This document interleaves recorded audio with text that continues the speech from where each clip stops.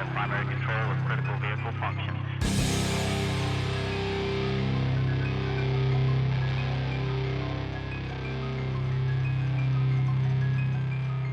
Roger roll, Discovery.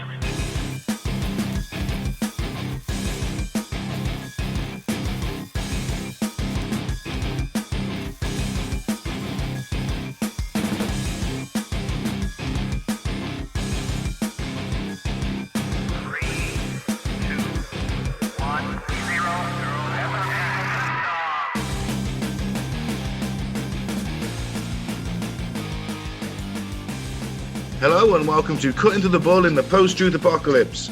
I'm Ben. This week I'm joined by Mike. Hello. Claire. Hey. And special guest for this week, because he turned up for half an episode the last time and he's in the house this time, so it's Sean from Devil's Advocate. Hello. Hey. So we're a foursome this week. Yeah. More the merrier. Today's topic is profit before people, or is every capitalist a bastard? It's questioning whether they're a knowing bastard, isn't it, really? Are they doing it knowingly or are they doing it blindly, you know? I think the system forces them to be bastards. For me, it's all about the system. Smash the system. That's it. Yeah, well, Break the wheel. Yeah. Break it. Before that, we'll thank some new and returning listeners, and we will do some weird news. So, Mike, who have we got this week?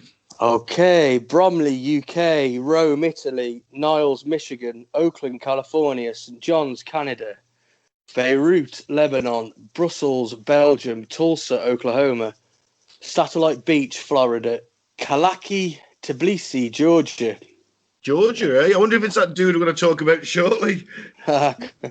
He's Kazakhstani, isn't he? Oh, is he shit? I mean, not shit, but you know. Aberdeen, UK, Shrewsbury, UK, and top three, Madrid, Spain, Nairobi, Kenya, and Porterville, Missouri. Still top. Nairobi, Kenya. Kenya? Ooh. Man, Nairobi, Kenya. I hope it's some dude who's like calling people up, trying to scam them. He's listening to us in one. Scam people is listening to us in one ear. Why not?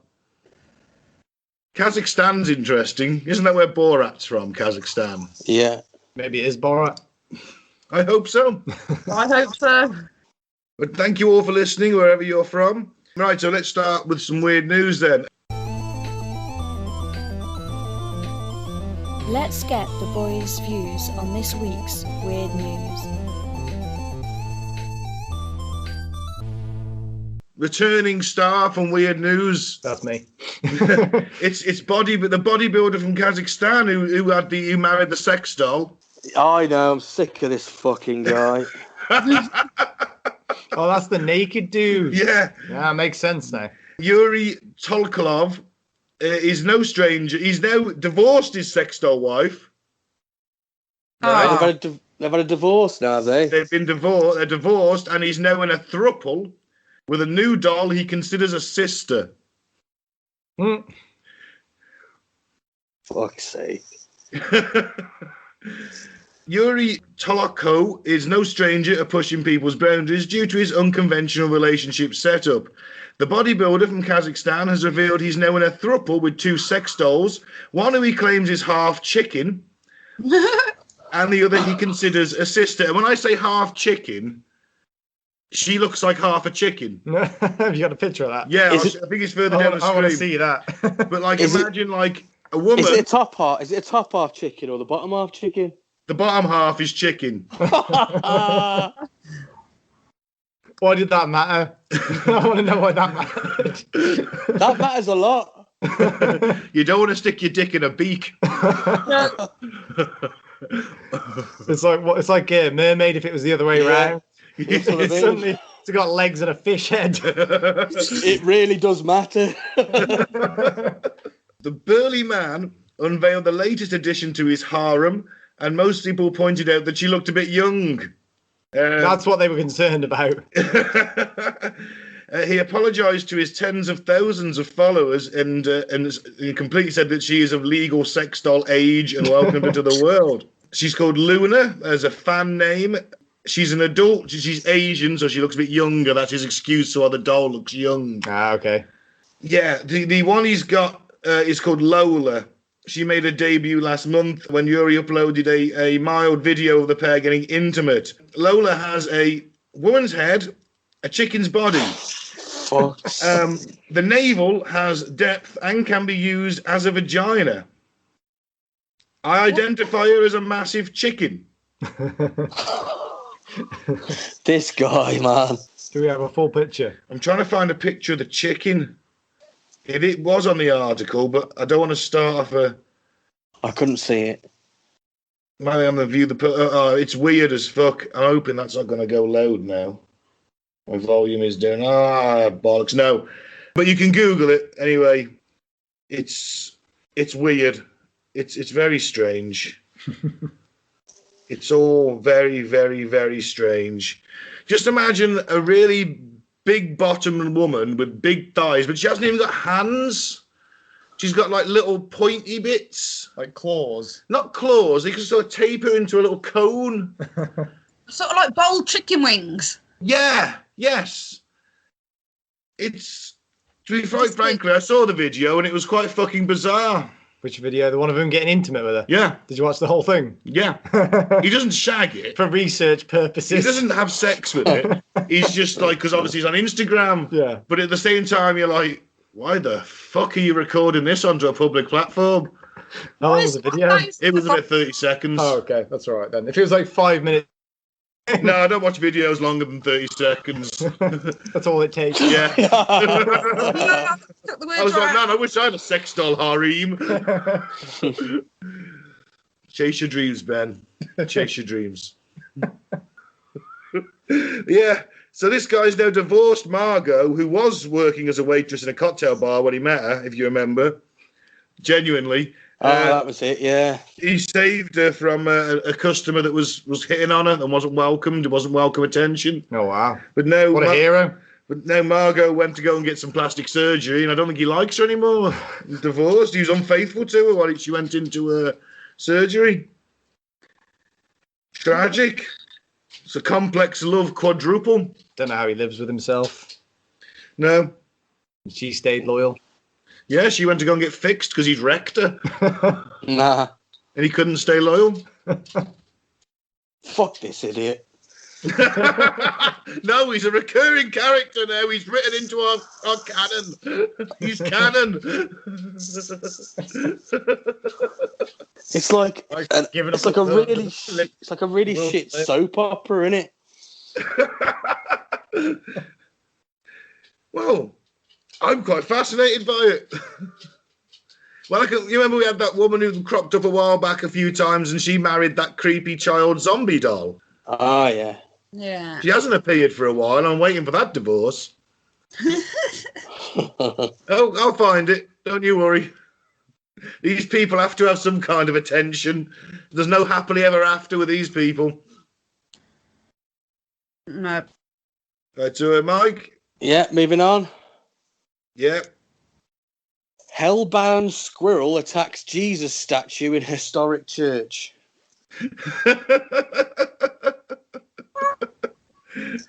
I think the squirrel's my spirit animal. An antique crucifix in a Michigan Catholic church was reduced to rubble by a rampaging squirrel, which also inflicted damage to other items. According to this report, when staff at St. Anne Catholic Church on Mackinac Island entered the church, they were confronted by the rodent, which was sitting on a piano and staring at them. Oh, he's giving them the eye. You want some of this? Look what I did to your God. I wonder if he's like the South Park one where he's like, "Hail Satan!" Yeah, maybe. Satanic squirrels. Yeah. The whole cast, isn't there's like a bear, a squirrel, a deer. It's the woodland critters. That's it, yeah. They're all these cannibalistic, necrophilic, Satan-worshipping, cute little woodland critters. Oh, they have like an orgy, don't they, in the episode? That's a Disney movie gone wrong, isn't it? So anyway, Leanne Brodier, the church's administrative assistant, said when she walked into the downstairs area, the parish uses to celebrate Mass earlier this year, she initially thought vandals had broken in. Plants were tipped over and unlit votive candles were knocked askew. Oh, no. The figure of Jesus was missing its head. Its arms were gone and there were chunks missing from the torso. Oh, no. His abs. She said, Not his gains. She said, I thought there's no putting him back together. Oh, I bet super glue will be all right. How is this even newsworthy? In 3 days. I think an evil squirrel is always newsworthy. In 3 days, wouldn't it just fix itself? No, the crucifix. The figure of Jesus? Well, you'd hope so. Now, I went to the church this week with the dog, right? And they'd set up this Easter tour in the churchyard. There was like a bloke dressed as a Roman, like with a flaming brazier thing. Mm. And then there was like another Roman down by they put this big crucifix up in the churchyard. Yeah. And there's a Roman stood by there and he's got the little sign on the crucifix. And then there's like a little tomb someone's built out of bits of broken slab. Maybe a time vortex, Ben. They're invading. Well, you see, either I had a time slip, Yeah. or they were doing something really weird at Dawley Church. They stepped into a really weird porn set. It's going a bit far, isn't it? It is a bit. And I was with my dad, and I said, "Hey, you see that Roman?" I said, "You know what his name is?" He said, "Well," I said, "Littlest Dickus."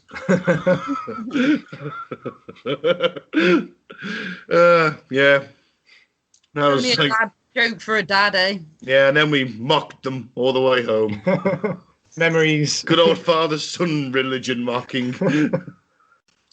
Beautiful. Sorry. That's pretty much it. That's it on squirrels. Satanic squirrels. Man, he did go to town. Can you see the pictures? He's totally smashed it up. Oh, wow. It's on the floor and everything. God damn. All right. Next. Okay. Egyptian mummies paraded through Cairo on the way to a new museum. Why? This is what I want to know. Why? We've had a year. Everything. We've literally had a plague.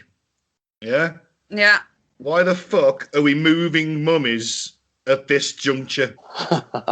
This is only going to anger them. This is why we're going through this now, because the last lot of mummies that were opened. Yeah. So a grand event sees 22 sarcophagi transported in capsules filled with nitrogen to ensure their protection. These royal mummies were paraded through Cairo in a dazzling display to mark their transferal to a new museum. The reason they were going to the new museum is because people are saying that they were just being showed off for amusement at the last place. Oh, that's wonderful. Oh, look, here's the ancient kings. We dug them up at the ground, and here they are to amuse you. And there's one of them doing a little routine with a cane and stick. One of them flipping a hat. And it's like their sideshow. No, don't anger these fucking curses. Don't put them there like a freak show. And now don't move them somewhere else. They're settled. So the country's had to shut down loads of major roads along the Nile to take it. Oh, it's only going 7-kilometre journey. Oh. Yeah, but you've seen the cars they're going on. I know, yeah. They look like big sort of stone. They're like float cars, aren't they? Yeah. But without all the flowers. It's like some kind of 4x4, but with it looks like an Egyptian boat carrying a coffin on the back, which is nice, but don't move them. No. It's okay, that's going to be fine. This 21-gun salute is going to save us all. Oh, well, that's all right, because the pharaohs knew what gunpowder was. We just angered them even more. Because of the blow to tourism, because of COVID-19, you know, they're just moving them. And they're going to be displayed in a civilised manner. So there's no sunglasses on them and cigarettes hanging out their mouths, things like that in this one. Yeah. That's it. Do you think they were Weekend at Bernie's? They were. Making the move.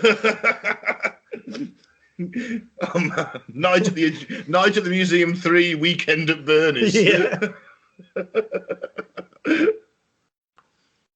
Oh, and some people are saying that this is a way to show respect.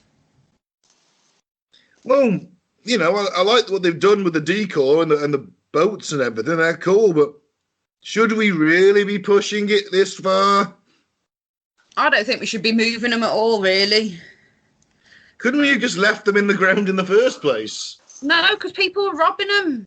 Yeah, they need to be in a museum, mate, don't they? The British Museum. No, the Egyptian Museum, Ben. We're not all colonial fascists like you. It's fine, just keep us, though, isn't it? If all that stuff's been in your country for 3,000 years and you haven't found it, and we have to go there and find it, we should keep it. Maybe we should just keep one thing. Maybe we should have his penis. The mummy's penis. Would that have to be sort of like wrapped up for respect? You can wear it how you want, Claire. It's up to you. Wear it if it's on show in a museum and stuff. Is it going to be wrapped up, Mike? I think so. I wouldn't like to say. I think it's personal choice. I mean, it depends. I suppose it depends how cold the weather is. What happens if they're incredibly well endowed and they have to wrap it separate? Oh, man. Yeah, Touch the mummy's penis. Will it give you prosperity, will you? Will it? Make you fertile. Is that it? I want some kind of like Egyptian superpower if I'm going to be stuck with a pharaoh's dick around my neck. I think if you shove it up your ass, then you get superpowers, Ben. Well, you know what? You test that first and tell me how it goes. Or some ancient syphilis. Oh, God, yeah. 3,000-year-old mutated syphilis. Turns out all those... the world. It just wipes out humanity. Turns out all those, like, everyone thought they were Egyptian gods with the animal heads. Turns out it was just a really bad Egyptian syphilis.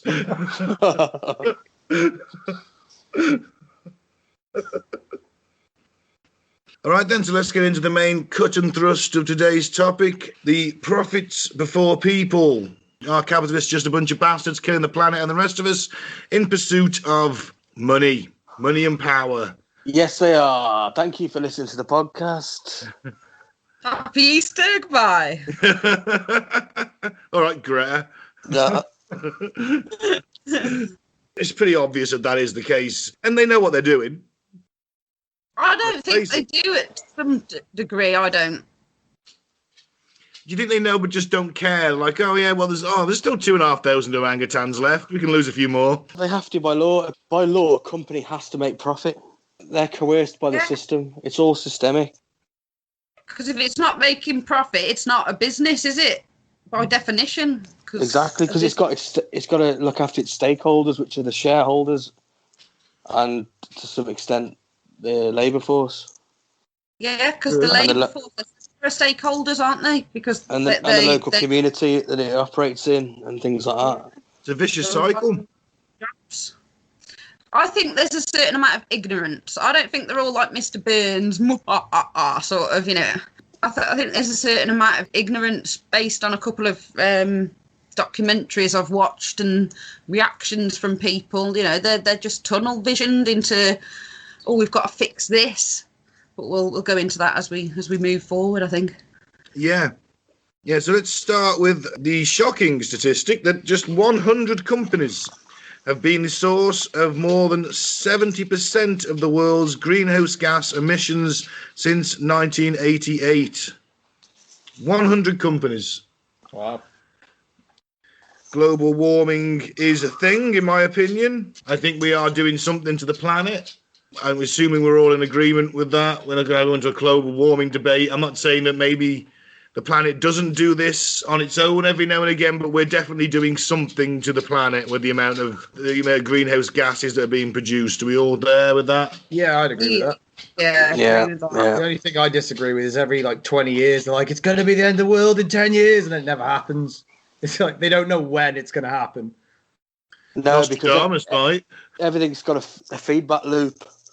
Yeah, So the quicker the ice melts, the quicker it warms up. yeah. You know what I mean? And then other things influence it as well. They speed up other processes like releasing methane out the tundra, and that'll speed up even more. So it's difficult to predict, but I think in 100 years, the way we're going, I do think that the planet will be seriously in trouble in 100 years' time. I'd agree with that. The only thing I disagree with is every 10 years they're like, oh, it's going to be, we're hitting the point of no return. It's going to blow. Yeah. It's 20 years ago they were like, oh, it's going to be really bad. It's like, it's not really bad. If anything, I'm quite enjoying this April sunshine. Yeah. It's not really bad. Is this a cause? Because I don't mind an early spring. Maybe in 50 years. Is there a way we could achieve peak CO2 gas? You're like, right? okay, it's great weather. Stop so it's now, like everyone. we get a good summer and we kind of twig it so the rain comes in at the right times. Manipulate the weather. It's just for England. Well, with the world, I don't know. We could try it over England first, see how it goes. Yeah, unfortunately, it doesn't work like Now that. it's warm enough. Yeah. Stop. That's all we can pollute this year. No more polluting this year. Yeah, we want a six-month summer. Come on, it's festival season. So that's not a possibility. I don't think so. Yeah. So I have a list of the top 100 producers. I'm not going to read them all because there's obviously a shit ton. No surprises, the majority of them are oil companies in the top 20. No surprises at all. I told you off air how much the oil companies get. $10 million a second worldwide in subsidies.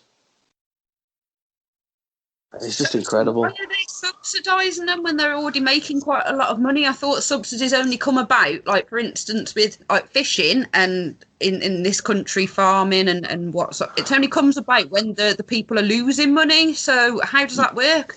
Well, the trouble is now the oil is not easily accessible. We have to have off-sea oil farms and drilling in the Arctic. You know what I mean? It costs a lot of money for this equipment and to set these things up. Millions of dollars. And we still need it, so they're subsidising it. Yeah, basically the government might buy the equipment. Yeah. And of course, and then they run it for profit. And the oil companies own our government, so they're going to make it so that they get enough money to make huge profits for themselves, aren't they? And then we also have to factor in that the oil companies themselves pay the car manufacturers a huge amount of money to keep using petrol and oil-based engines. Instead of electric, which is creeping in slowly because there's no other choice. I mean, there's talk of water-powered engines, H2O-powered engines, all sorts of alternative power sources for cars. All of them have been squashed by big oil. Yeah, a guy built a car that ran off water a while back, didn't he? Yeah. Well, didn't he mysteriously disappear? I believe he did. They tried to buy his patent off him, and then he just mysteriously disappeared after it, didn't he? Didn't they poison him? He said, yeah, I think so. Maybe we can't confirm that now. Yeah. Oh no, they're going to come after us now. They know too much. Big oil are coming after you. Me specifically. Yeah, you. I don't know if you look at your electricity bills and that now, but they have so much percentage renewable now, don't they? Yeah. Yeah. Notice how the price is increasing and not decreasing, even though they're using more renewables than ever. They'll argue that we've got to put the money into it first and then it'll come down. But the thing is, it won't come down, will it? It doesn't, does it? Once it's gone up, it never comes back down. Yeah. And when something goes, that's it. It's gone. It never comes back. Yeah. Renewable in a while, well, ever. When they start using renewable, I would imagine, like Claire's just said, it would be quite costly initially. So we're paying the cost of that. But like Ben said, it won't come down, though, will it? When the costs are negligible. It'll probably stay up because they'll say it costs more. Got to maintain it now. Yeah, it costs more to do it this way. It doesn't, though, does it? Well, no. Let's see. Obviously, China, number one with coal. They still use massive amounts of coal. Don't know the Chinese. Good old-fashioned communist economy, banging shit out in coal. Yeah, they're the worst for CO2 emissions by a large margin, I think. And it's India, isn't They're it? 14.32%. Wow. They're responsible for. I thought they'd be right on the technology on, you know. I mean, because they're on about making like a fusion reactor. They reckon they're going to start testing it soon. But the smog in Chinese cities is so bad they have to put billboards up showing the sun rising. Well, they're kind of having like sort of a futuristic industrial revolution right now. That's why. So they're just using whatever they can to make whatever they can. Yeah. As quickly as possible, whether it's renewable or not, coal, whatever. They've Just got massive natural resources. Build up everything. I mean, they can build cities in a fraction of the time we can. Yeah, mainly because they're death traps. Yeah. I didn't say they were safe. I once saw this block of Chinese flats, Yeah. and it had fell over. I didn't say And it was anything- all perfectly in one shape. It had just literally fell over at the foundations. Yeah. I didn't say anything it was safe. I just said that they were quick at building cities. My friend was walking once. He lives in China. He was walking down the street, and literally right behind him, just a massive sinkhole happened. Like 4 people fell into it and died. Like right behind him. Oh. Yeah. I'm not saying that they're good. They're just quick. Name me a sex tape. Mm-mm. So ExxonMobil, obviously a massive petrol company. Russia, coal as well. The Russians still using lots of coal. The Iraqi National Oil Company, I didn't think they were, they're exporting again. They've soon made up the lost time. Turkmenistan gas, North Korea coal. Just the list goes on. It's basically anyone that's using every oil company or coal company you can think of. Oh, Husky Energy. Oh, Husky. There's got a picture Yeah. of a husky on it.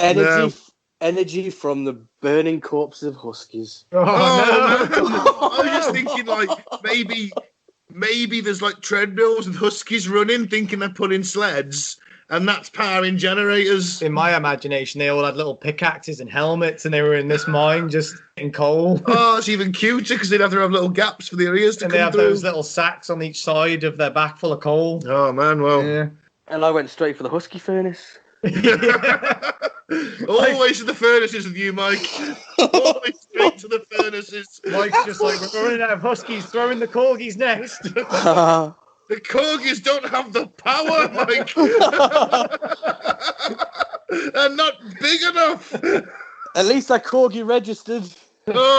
Oh, that's terrible, but I like it. Oh, no, yeah.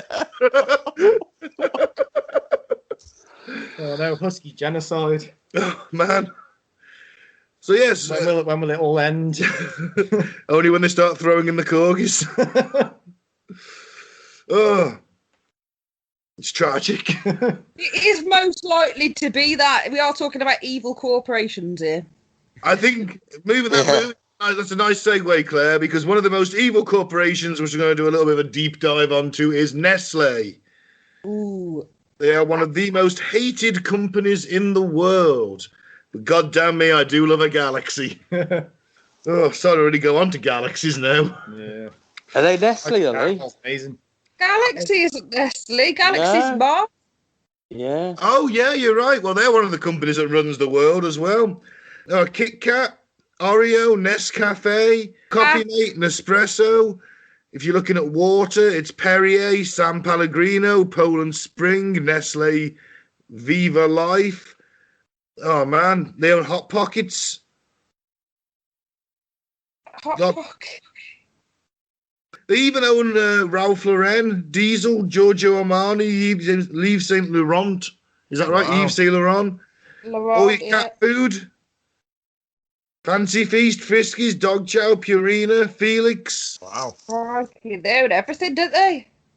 Yep, Wonka bars, Nesquik, Power Bar, Chefmate, Nerds, Gobstoppers, Garnier, Vichy, The Body Shop.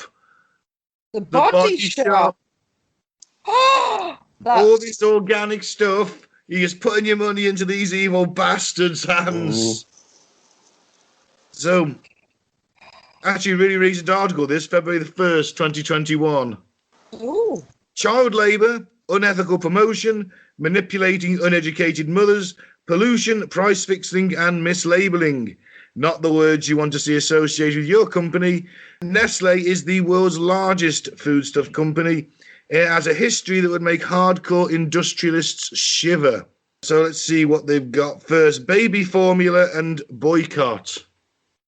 Yeah, I know about this one. Is it in Africa, Ben, that they started giving formula to women in hospitals, saying it's better than breast milk?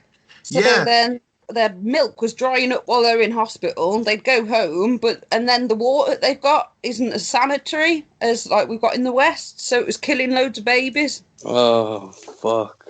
Yeah. That is evil, isn't it? Yeah. So they specifically targeted the poorer communities. They made it seem that their infant formula was, just as Claire said, as good as mother's milk, which is pretty unethical for several reasons, because mother's milk is the best thing for a baby. Of course it is. Comes from a human, for starters. Yeah. And the first problem is the need for water sanitation. Most of the groups they were targeting, especially in Africa, don't have access to clean water, and it was necessary for them to boil the water. But due to low literacy rates, many mothers were not aware of this, so they just mixed the formula in with the polluted water, which makes put the children at greater risk. Nestle seems to have knowingly ignored this and encouraged mothers to use the formula, even when they knew the risks.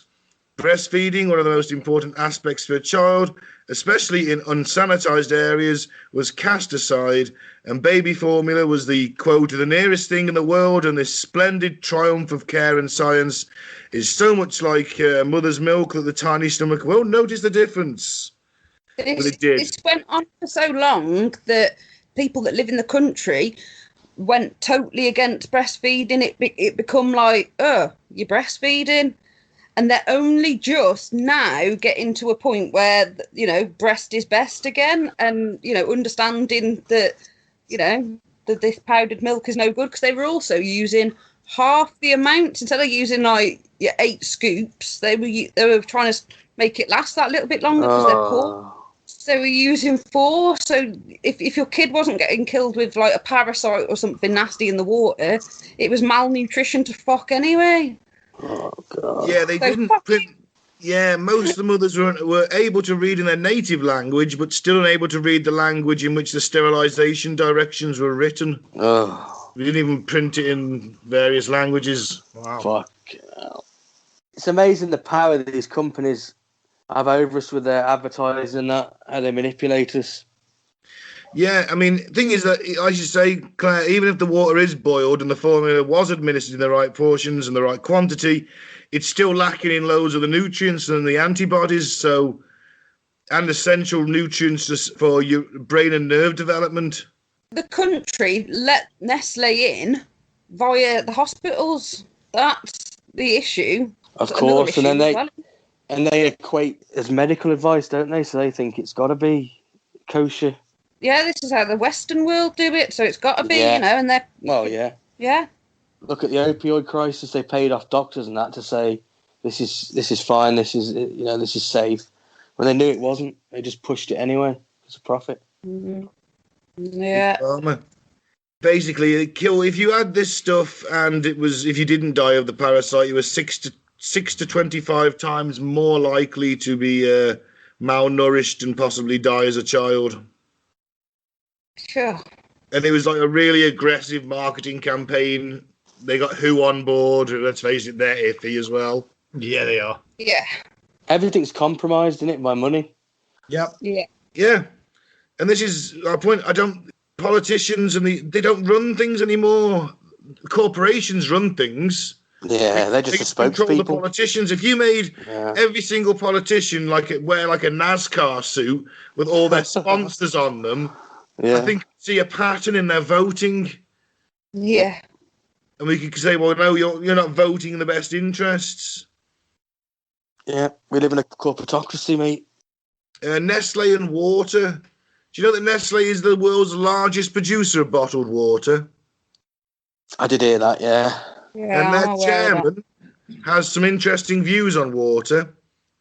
There are 2 different opinions on the matter of water. The one opinion, which I think is extreme, is represented by people who bang on about declaring water as a public right.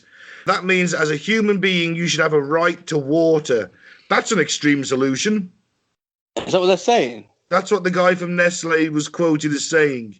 Now, he's not saying that water isn't a human right. He's saying that that's an extreme thought to have. He doesn't think it's a necessity, basically. No, because you could use Nestle breast milk powder. Yeah. Or Nestle bottled water. Yeah. For a low, low price. Of course. Instead of free water. Yeah. I think that's quite scary. It is. There isn't many things in this world that should be free to everyone, but water is one of them. Yeah. I believe so.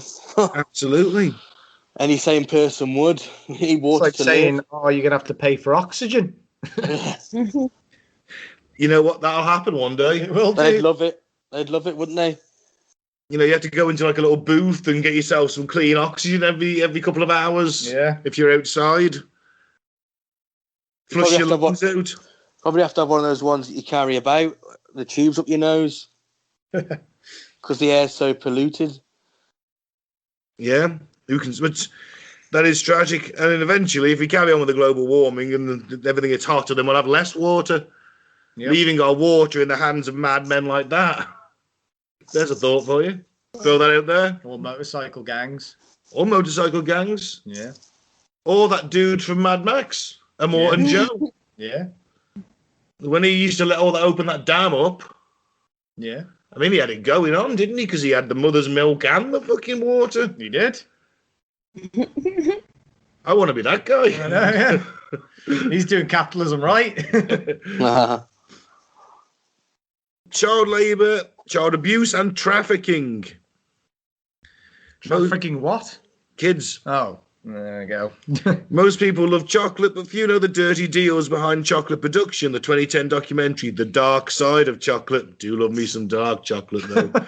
Brought attention to purchases of coca beans from Ivorian plantations. They use child slave labour. The children are usually 12 to 15 years old, and some are trafficked in from nearby countries, and Nestlé is no stranger to this practice.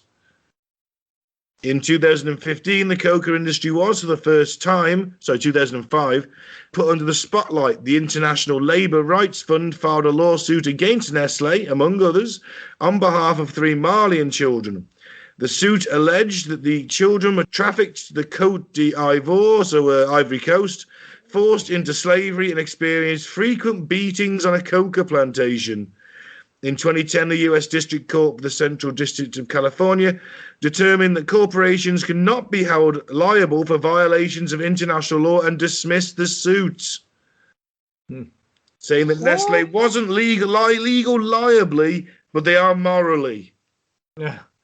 Why? Because they could just blame the people that were doing it to them instead of saying it was directly their fault. Yeah, it wasn't our fault. We just got the beans from these guys. Yeah. Yeah, blame the contractors, isn't it? Yeah, yeah.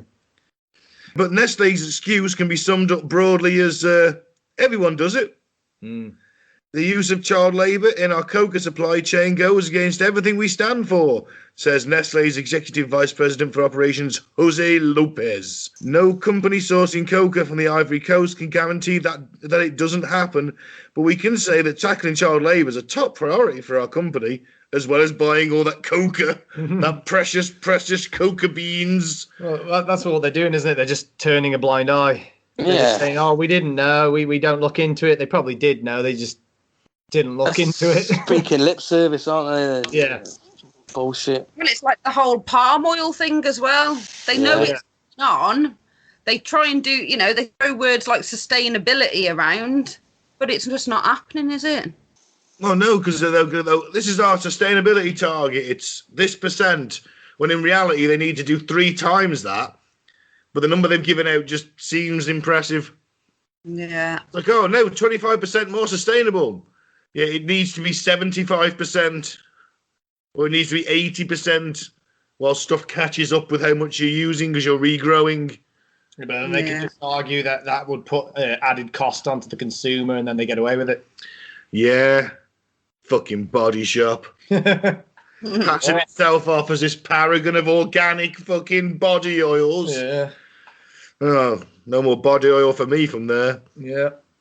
Well, going back to people trafficking, it's happening everywhere. You know, it's rife in the fishing industry as well. I was saying before we come on air about Seaspiracy on Netflix, and you know they're just taking people, young lads and that, and putting them on the sea ships where they're going to go fishing and that, and went and spoke to a couple of them, and they were saying, I've been there for 10 years. I've been on board for 10 years and they won't let me off.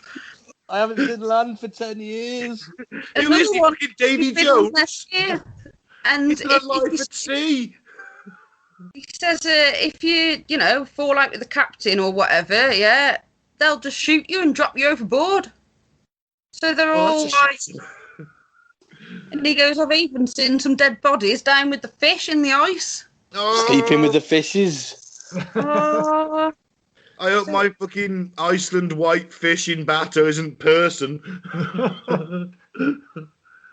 Tasting good. Just off air, he just said you'd rather eat a human than you would synthetic meat. Yeah, he did say that. Yep. Stand by it. Stand by that. Plenty of people about you could lose some weight. I'll donate you £1 then. Fuck me. I'm going to start eating myself first. He's a typical politician. He wants £1 of flesh as well. Fuck. Oh. They've already got to him, Mike. They have. I'm shocked and hurt, to be honest. Yeah, so Nestle, they're also in on child slavery. Wow. Yeah. Then there was health threats. In July 2009, the FDA, Centre for Disease Control, warned consumers to avoid eating any varieties of prepackaged Nestle refrigerated cookie dough due to a risk of contamination with E. coli. It caused sickness in 50 people in 30 states, half of whom required hospitalization. Then, of course, they had the Chinese milk scandal when 6 infants were killed and 860 were hospitalized with kidney problems after Nestle products were contaminated with melamine, a substance sometimes illegally added to food products to increase their apparent protein content. Lovely. The scandal quickly escalated, with China reporting over 300,000 victims. And WHO said it was the largest food safety event it had to deal with in recent years. It's pretty big, isn't it? They're scumbags then, yeah? Yeah, last one is pollution. A 1997 report found in the UK over a 12-month period, water pollution limits were breached 2,152 times in 830 locations by companies that included Cadbury's and Nestle. But once again, obviously the situation in China was much worse. But yeah, so even just in the UK, 830 companies, including Nestle, broke the law 2,152 times. The thing is, the punishment isn't high enough to stop them from breaking the law. They actually factor it into their decisions. Some of these companies are like, well, we might get a fine from the EPA, but we can deal with that. We've got enough money to cover that. We're still making enough profit if we carry on. Yeah, we'll offset it with something else, won't we, Mike? And then we'll block out the sun. So what are the evil companies we got, Ben? Well, I've still got more on Nestle. Dealing with Mugabe and demanding Ethiopia pay them back a debt of $6 million in the middle of a famine. Seems reasonable. Yeah, so let's go through this one here. The top 10 evil corporations putting profit over people. Does anyone got anything else to say before they want to jump into this? Seaspiracy. So my Iceland fish, chances are that's really polluted, isn't it? In terms of like all the overfishing and pollutants in the sea. The cheaper the food. The Seaspiracy documentary wasn't about pollution, really. It was about how we've just overfished and raped the seas, and, you know, we needed to stop eating fish possibly a decade ago. Well, bugger. Yeah. And of course, you kill the fish, then you're upsetting the ecosystem and the whole fucking ocean. Yeah, what are the whales going to eat? Exactly. Well, they eat the krill, don't they? But well, the I don't know. If they're like you, other whales. Ooh, battered whale. Deep fried whale I've foot. always wanted crispy aromatic swan. Ooh, That sounds good. Sounds swan. like it feed all of us, couldn't it? Yeah. Shame we can't have. They all belong to the Queen, don't they, swans? Yeah. Yeah. Well, they'll be gone soon. Hopefully. Mad Max society, they're free. Well, if it's Mad Max Sarge, I'm killing every swan I can find. I'm going to live like a king. Yeah. Build myself a feasting hall. It's going to be ace. It'll only last a few years, Doesn't though. matter. Then he'll eat the people. Yeah, you've already got it sorted. There we go. I'll have all the water and the breast milk. You'll be like Danny McBride out of This Is the End. I just end up being a leader of a bunch of cannibals. Yeah. Yeah. They'll call you the counsellor. Ooh, I like that. That does sound cool. Yeah. Gonna gem myself a Generalissimo's uniform. Just gotta find one somewhere. Let's go through some of the other utter bastards out there. Bayer, maker of aspirin, one of the top pharmaceutical companies in the world. In 1984, they sold HIV and hepatitis C contaminated blood products, which caused up to 10,000 people in the US alone to contract HIV. Knowingly sold. Knowingly sold. After That's they the found that the key. drug was contaminated, they pulled it off the US market and sold it in countries in Asia and Latin America. Mm-hmm. Its They CEO, still kept on selling it. Yeah. Yeah. it was giving people AIDS, and they just went, all right, then we won't sell it in America. We'll sell it in Asia and Latin America. They had to make their money back somehow, didn't they? Yeah.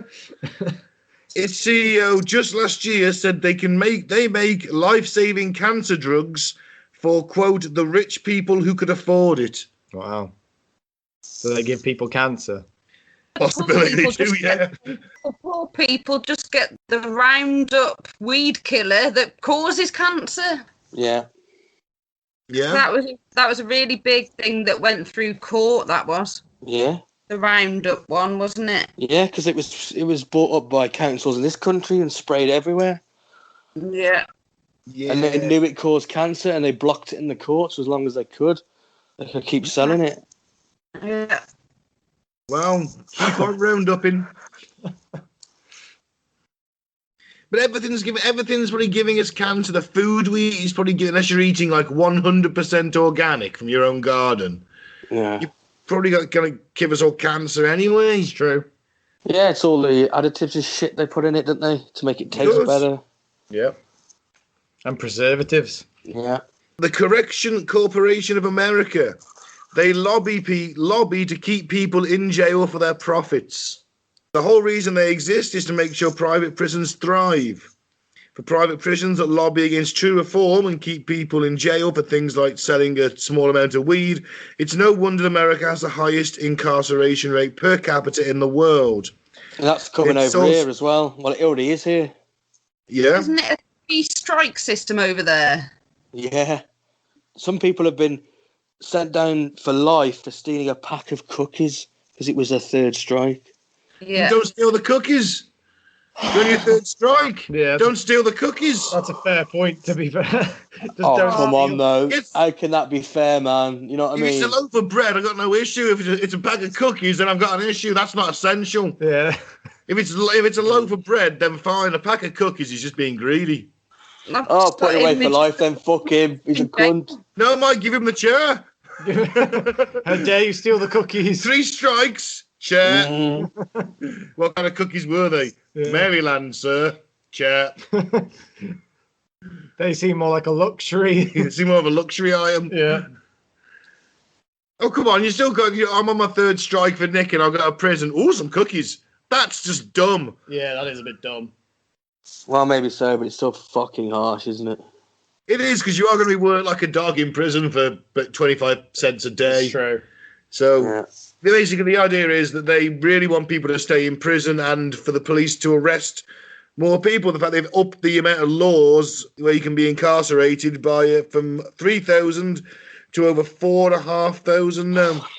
Fuck it. So they managed to have 1,500 laws where you can be incarcerated. for in the space of 20 years. Wow. Which isn't bad going. Yeah, that sounds like a difficult one for me because my attitude is don't break the law. Don't break the law, and then you won't have to go to prison, private or general prison. Yeah, but if they're adding on new laws every day, soon enough you're going to be starting breaking laws you don't even know exist. Yeah. True. Depends how ridiculous the laws become. You can't surely defend private prisons, though. You can't think that's a good idea. Why not? Why not? Because they got incentive to put people into prison and make money off the backs of their fucking labour while they're in prison.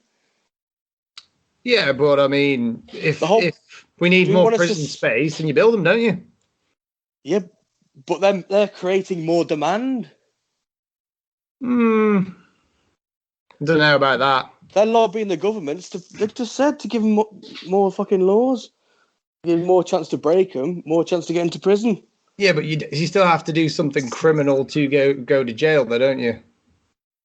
But what if it gets to a point where one day you start waving at someone across the road? And you get arrested. You get arrested. Oh, that's 3 years, mate. For fuck's sake. He's like, yeah, sorry. COVID. Yeah. No waving. You can transmit COVID through waving them. You wink at someone and get done for sexual harassment. Yeah. And it's not just adding new laws. You're not dealing with society. You're dealing with criminals. What do you mean? Criminals are part of society. They're people in society that become criminals. Yeah. Surely the object is to have less people in prison. Once they've committed a crime, they then get taken out of society because they're a danger to society. So it depends, doesn't it? It depends, doesn't it? Because not only are they introducing new laws, they're making laws more strict. They're making longer convictions to existing laws. So, for example, selling a bit of weed, how harmful is that? Or get caught with a bit of weed on you, all of a sudden you've got to do 12 months jail service before it would have been 3 months or something. Oh yeah, I agree with you on the whole weed. Weed shouldn't be illegal, but if it is illegal in that state, then they're just following protocol, aren't they? If it's illegal there, then they should be punished, shouldn't they? I don't think anyone should be punished for taking drugs, personally. Well, that's opinion, though, isn't it? So the law is the law in whatever you live. Yeah, whichever land you're in. I mean, some laws are ridiculous in foreign countries, but I'd still abide by it because it's the law of the land. No, if I want to take a nude photo in front of an ancient sacred site, then I will. It's not against the law in Britain, therefore it shouldn't be against the law in somewhere like Burma. Well, people get arrested. If I want to get my dick out and rest it on Ganesh's face, then I don't see the problem. People get arrested when they go on holiday, don't they? Like, isn't there like certain countries where you can't show public displays of affection with your partner, and you can get arrested for it? Yeah, that's why they never recommend you go off the site. Is it? Some places. I mean, that sucks, but if it's the law, it's the law. Yeah, you follow the law of the land, don't you? Well, you have to, don't you? You have to follow the law of the land, but if the law's unjust, then you can still have an opinion about it. Oh yeah, definitely. What about FIFA? They're corrupt to the core. Oh, FIFA are hilarious. The football company.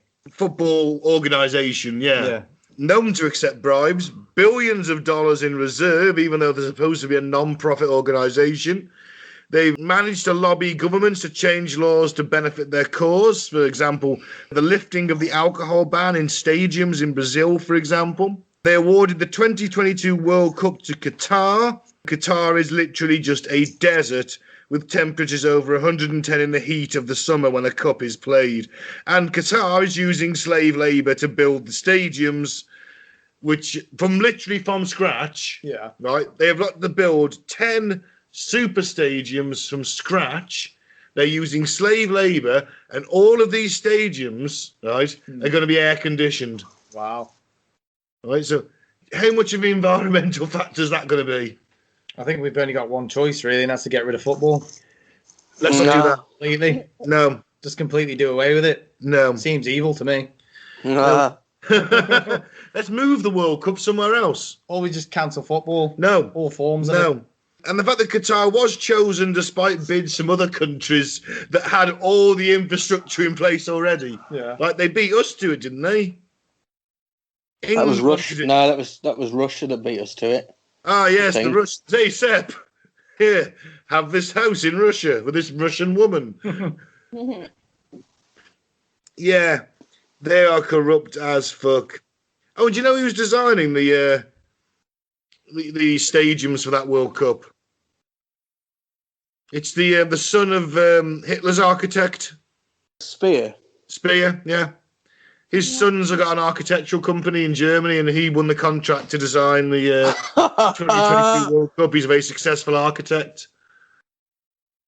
You've got to be pretty evil to hire the grandson of Hitler's architect, haven't you? The son, sorry. The son of... then again, the Nazis did do a good monument. Was his son a Nazi, though? Well, the son probably isn't, but the dad very much was. Who knows? Yeah, it's true. And he can't live in the past. Yeah, that's what I was thinking. He could be a really nice guy, and his dad was just a dick. Well, whatever. Next one. Cock Industries. Cock. It uses its profits to spread lying political propaganda, undermining science and attacking basic principles of civilization and reason. They have an unfair influence in politics and on politicians. They control energy markets, pipeline, defense, agriculture and cattle. They are responsible for 300 reported oil spills which have taken place across 6 states. Global warming denialists that pour millions of dollars into fighting clean energy. They were fined for environmental crimes relating to excess emissions of 85 metric tons of benzene, which is a known carcinogen.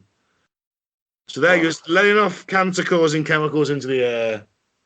Let it go. The cocks. Indubitably. Yep, pretty much. Oh, the United Fruit Company.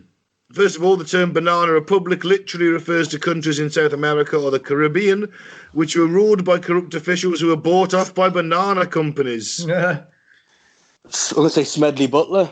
Smedley Butler. He wrote, didn't he, that he said, all wars are for money. Wars are a racket. Resources. Yeah, wars are a racket. Yep, basically they caused coups. Yeah, he was fighting for United Fruits, not for the American people.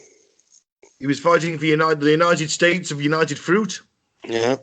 The case of Guatemala, the democratically elected government was overthrown by the CIA due to a combination of lobbying from the United Fruit Company and anti-communist fears. The United Fruit Company claimed the government was going to join the Soviets. Oh. Fear-mongering it. Yep. Monsanto. Everyone knows who Monsanto is. No? No. Oh, they're the guys that do the Roundup. First company to genetically modify a seed to be resistant to pesticides and herbicides. Their seeds are billed as Roundup ready. The only thing that will stay alive in a field that's been sprayed with Roundup. It is Bayer as well. It is Bayer as well, isn't it? They've merged, haven't they? Yeah. Yep. 2 evil companies becoming one giant evil company. And they own all the fucking seeds as well, don't they? They do, but they genetically modify the crops. They can literally be doused in chemicals and not die.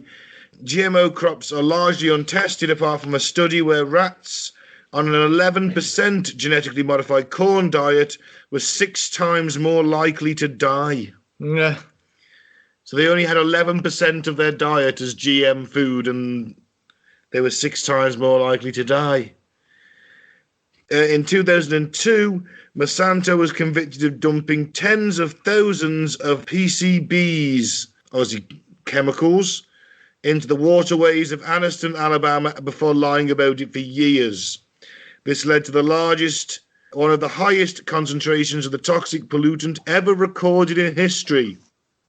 Monsanto's view on the situation was, and this is a quote, "We can't afford to lose $1 of profit." What? There's just no accountability, is there? That's the issue. There's no accountability and not enough, sort of harsh punishment. They should be made to fix the issues, shouldn't they? If every company, had to cost its environmental impact, rather than leaving it for the state to pick up, most companies will be unprofitable, wouldn't be able to exist. Yeah. So it's just about will, and it just needs a change of law. But of course, these companies own our governments, so they're not going to legislate against them, are they? No, that's what I said earlier, that basically it's a corporatocracy. Mm. I mean, everything we buy in the shops is owned by 10 companies, for fuck's sake. Everything. That's ridiculous. Because they're all fucking, what do you call it, subsidiaries, aren't they? Yeah. And then you got the likes of Disney, who literally own fucking everything. No, Well, then, Disney. No, start on Disney. I think Mickey's great. Fuck you, man. You know I hate the mouse. Bastard. This whole thing is nuts, quite frankly. Go on, then what are the 10 companies then that allegedly own Well, everything? it's everything you buy. There's consumer brands, so you've got Nestle, PepsiCo, Coca-Cola, Unilever, Kellogg's, Danone, Mars, Mondelez, Associated British Foods. I can't make out the last one on the infographic. You can't get away from it, can you? Never even Which seen one? that logo before. Which one are you pointing at? The middle one there at the top. Oh, it's gone. You can't get away from it at all, can you? No. Yeah, I've never seen it either. It does say, doesn't it? Scroll in a bit more, zoom in a bit more. General Mills? Yeah, I think so. Something like that? Yeah. I've never heard of them. I've never seen it before either. It's ridiculous. But yeah, everything we're buying in the shops is owned by one of those. Yeah, it's General Mills, yeah. Nestle, Pepsi-Cola, Coca-Cola, Unilever, Danone, General Mills, Kellogg's, Mars, Associated British Foods, and Mondelez make billions in revenue every year, and literally everything you buy in the shop is owned by one of those guys. And I bet most of them have moved their manufacturing and that all over abroad into China and Of course they have. to the Far East and South America. It's cheaper labour, make more profit. Not so many human rights laws. And then what happens to the people in the communities where these companies used to be? No, they get thrown in the soup. Thrown in the soup. Well, no, they lose their jobs. They go into poverty, and therefore a life of crime, which therefore leads to them getting arrested, which therefore leads to them being used as slave labour. Changes socio-economic demographic, doesn't it? Yeah. That area, doesn't it? Yeah. There's places in Britain where the old mining towns. The old mining town used to come through here. No, it doesn't anymore. No one's mining no more. We're a mining town, aren't we? We're many things. We were a mining town. Market towns as well. We were farmers. I think the biggest employer around here in the sort of early days of Telford was probably the Ever Ready, which is a battery making place. Which now has houses on it. Which now has houses on it. That land's really polluted too. My dad worked there. Yeah, it is. They used to throw all the chemicals just out the back. There was no environmental laws back then. All the waste chemicals, throw them out the back. Then they get in the water table. Yep. That explains you then, Ben, doesn't it? You're drinking the same water as me, buddy. Hey. Your dad was working there. That explains why I'm such a fucking genius then. Got superpowers. I've got a question. Do you think that this sort of vulture capitalism where you can just get away with what you want, do you think it's actually destroyed the morality of society? Because there doesn't seem to be any responsibility. There's no blame taken anymore. Fuck yeah, man. Do you think there's a correlation between that? Yeah, it's all about greed, isn't it? He's like rubbing off on the rest of us, like, yeah, fuck that guy. Look at this society, it's all about greed. Weren't we like that before capitalism, though? No, we used to live in egalitarian of, societies before the agricultural revolution. Instead of like selling stuff and buying stuff, it was just like going to someone else's country and killing and stealing everything. So it's just the evil has just changed. That only happened 10,000 years ago when we started farming and having a surplus. Before then, we lived in small egalitarian tribes and just foraged the land, didn't they? And just sustainably foraged the land and moved on to where actually the population wasn't that high, though. Yeah, we didn't bump into humans very often, and when we did, fight each other. Of course, there's no getting away from that. But I mean, within this little tribes, it was all everybody was treated as equal. Do you know what I mean? Yeah. There was nobody with a huge power over everybody else. Wouldn't there have been a tribe leader? Possibly, yeah, but You know, the Native Americans, they have the dude in charge, and then everyone else is like, hey, like every old man is grandfather, that kind of thing. We all look after everybody else. And do you mean like that kind of setup? yeah. You still see it in like the Bushman tribes in Kenya and things like that now. Mhm. They can run. It was only when we started having surpluses and people started hoarding stuff, and then of course the more stuff you get, the more power you've got over other people. I think that greed's always been there. I don't day believe one. it is. What's the first thing you say to a kid, say at nursery, and one kid is hoarding all the toys? What do you say to him? I don't say nothing. They just slap him and take the toys. These are my toys now. I want the Flintstones boat. I'm the big guy around here. Claire's right. You share it. Sharing's That's caring. That's it. that's what we try and So teach. why do we They're teach our inherently kids that? greedy Why do we teach our kids that? And then when we get into adults, we don't do that. because they're inherently greedy, so we're trying to teach it out of them. That's why they hoard them all out of instinct.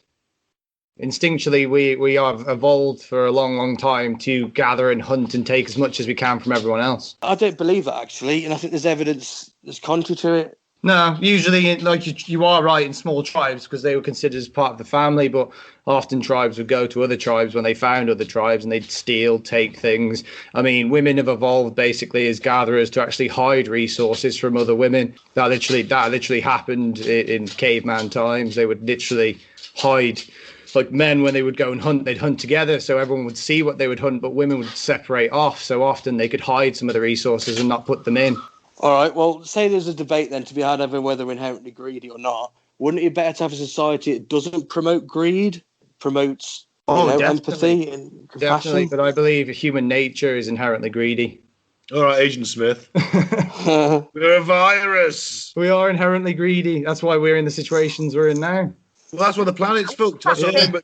But I do think that the culture just getting away with everything has had an impact on society. Yeah, maybe. Just an opinion. Yeah. Like, I don't know, an example of Boris. Yeah. Numerous affairs, left his cancer-ridden wife to go off with his mistress. Yeah. No one knows how many kids he's got. Sketchy dude. He has a tendency of making opinions that don't age very well. And yet, well, that guy's like as crooked as they come. He's pretty crooked. But enough people are like, yeah, that's the guy we want in charge. And is it because of a culture of like companies like, oh, we had a massive oil spill. Yeah, we fined her a few million quid and they're just going to carry on as usual next week. You know, I think it might be. Is that so filtered into our collective morals? I think it might be what I listened to a podcast you guys did the other day, and I think it might be what Mike said, the civilization one. Yeah. The fact that he's got the media on his side. So you can twist the story, can't you? Of course. That's what I'd probably say. Put it down to is if you've got most people on your side, like powerful people, you can just put out whatever story you want. Yeah, I guess so. That's how they control us now, isn't it? They don't use brute force as much anymore. They manipulate our minds to the press. Yeah. Yeah, it's just information. Actually, I want to throw Facebook onto that list of evil companies. Yeah, they're very evil because a lot of the time they put stuff out as fact when it's just opinion. And then they fact check everyone else on their opinions. Which country was it that banned them before the election? Oh, yeah, I can't remember. Australia, wasn't it?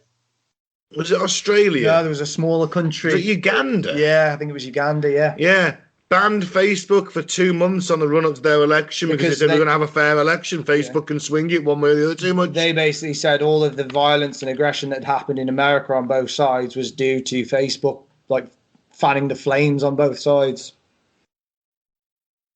I can believe it. And also they were swinging votes by sharing specific stuff. So they blocked them. It's not a bad idea, actually. Like, before an election, 2 months before an election, social media's like, just, you can't share nothing. They blocked them for about 2 months. They blocked them for ages. It's not a bad plan. The question is, can we ever come back from this? You know, like these evil corporations, is there ever going to be any clarity and any sort of real accountability and them actually taking note of what's going on. Well, we need to get our governments back first. I don't think we can, because I think the people that have the most power isn't these corporations, it's the consumer. The consumer keeps giving them the money rather than cutting them off. Well, we're brainwashed, aren't we? Yeah, To wanting to buy their products. As soon as we wake up and go, you know what? I mean, Amazon, I had this conversation with Ben earlier. Amazon is one of the richest, most powerful companies on the planet. And until we stop giving them all our money, they are going to treat their workers like shit because they can get away with it. But I love Amazon. They're above the law, but they have the best service out there, so people keep buying them. Well, we're forced to. You know, if you haven't got a lot of money, it's cheaper on Amazon. Well, we're not forced to. It's a choice. We can say no. We can say, fuck you, Amazon. I do. I don't ever buy from Amazon. Well, no, yeah, you can because you got the money, but poor people can't afford it. It's £5 cheaper on Amazon. Yeah. So you're going to do that rather than pay the extra money, which means they're going to miss out on food or electricity for a few days. See what I mean? £5 is a lot of money to some people. They're forced into that choice. Most people don't buy food and electricity from Amazon, though. You can. No, but they buy food, yeah. They might need electricity, shoes. surely. That's utility. No. Yeah. They might need to buy shoes or something like that, clothing or bedding or whatever. Or a power kite. Yeah. A parasite. A power kite. Oh, a power kite. Well, who doesn't do You look in my eyes and tell me that we don't need power kites. Yeah. It's still a choice, though. I would rather go without than buy something from Amazon. Yeah, when your kids need shoes for school, and you've only got 20 quid, and they're 20 quid on Amazon or 25 quid down the shop. Mm. You got no choice, have you? Yeah, he's got some paper bags. Yeah, there's always a choice. We don't have to give our money to these capital corporations. It's always a choice. Well, for some people it is, but a lot of people it isn't, I don't think. Well, there's arguments to be said for both. I enjoy using Amazon because I like stuff. And this is the problem. I know all these corporations are bastards. I know this. I know that they base all their entire goal is to separate me from my money and to also extort my labour for their own profit while paying me a fraction of what they've earned off it. Yep. I know all this, but I like stuff. I like a Mackey's. That's true. Everyone likes stuff. This is why I like to buy stuff off Amazon to pamper myself. This is why people have stuff that's not really a necessity. Capitalism creates things that are non-necessities, niceties. Yeah. Like the pop figures we've got on the side. Yeah, they serve no purpose. They're a little bobblehead figure. They serve no purpose. The really rare ones. No, they're not, are they? No. It's a Rick and Morty one and Butcher from The Boys, if you've seen The Boys. No, my kids are always going on about, this is really rare. Yeah, there is some rare ones. But see, capitalism creates all that stuff. We wouldn't have fun stuff without capitalism. That's the problem. That's why we like it so much. That's why it's the most powerful thing in the world, is because it creates fun stuff that we want, entertainment. So the fall of Rome. Yeah. It's almost like we're addicted to it because it gives us, we wouldn't have so much choice on beverages. We wouldn't have so much choice on chocolate, on sweets. We're spoiled for choice in today's society because we're addicted to nice stuff, and it kind of gives us that fix. Yep. Dopamine and that. That's it, of course. That's it. Gives us, yeah. And the corporations prey on that, and they use advertising to manipulate us. It's all about that dopamine hit, baby. What's the alternative, though, to it? That's the thing. Well, there are other alternatives, aren't there? That are as good. That could be as good, yeah. It would give us as much choice and give us all the crap that we don't really need, but we want as a society. Well, it's up to society to decide what it wants, isn't it? If it wants that, that's Who fine. Would create those? Who would create those things? You have to do it in a more sustainable way, don't you? Yeah. It would create those niceties, though. Disposable plastics and make it more sustainable. Yeah. It can be done. Oh, but the other week you wasn't up for your solid shampoo. You were like, I'm just going to grab the bottle off the shelf. Exactly. It's convenience. It's consumer, yeah. Yeah, convenience, massive selection, fun things that we don't really need, but we want. The reason why we have Netflix is because of capitalism. We wouldn't have that, and everyone's addicted to Netflix. We wouldn't have had that without capitalism. They would have just died with Blockbuster. All right, then. So let's move on slightly to New Zealand. So the question was how do we make things better? Well, New Zealand have ditched their GDP for a happiness and well-being index. Right. Does everyone know what GDP is? Gross domestic product. Yep. Isn't that the amount of money that a government gets for its part and then distributes? It's how much money the country generates from producing things, and then that's shared equally between each person in the country. That's just what the gross bit stands for. Yeah. So, like, when I'm working, that's how much I gross in a year, basically. Oh, yeah. Okay.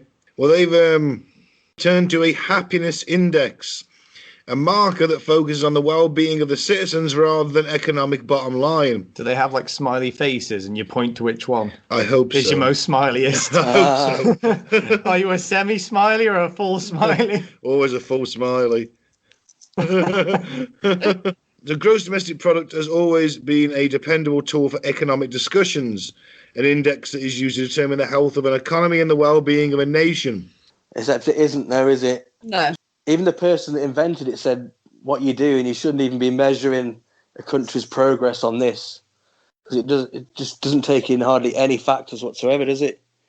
Well, just what the country churns out, and that's it, isn't it? Yeah. But people use it, politicians use it as a gauge of whether the country's doing well or not. Yeah, this is what we're churning out, therefore this should be the living standard.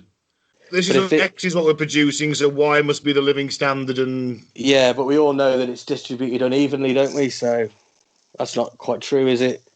No.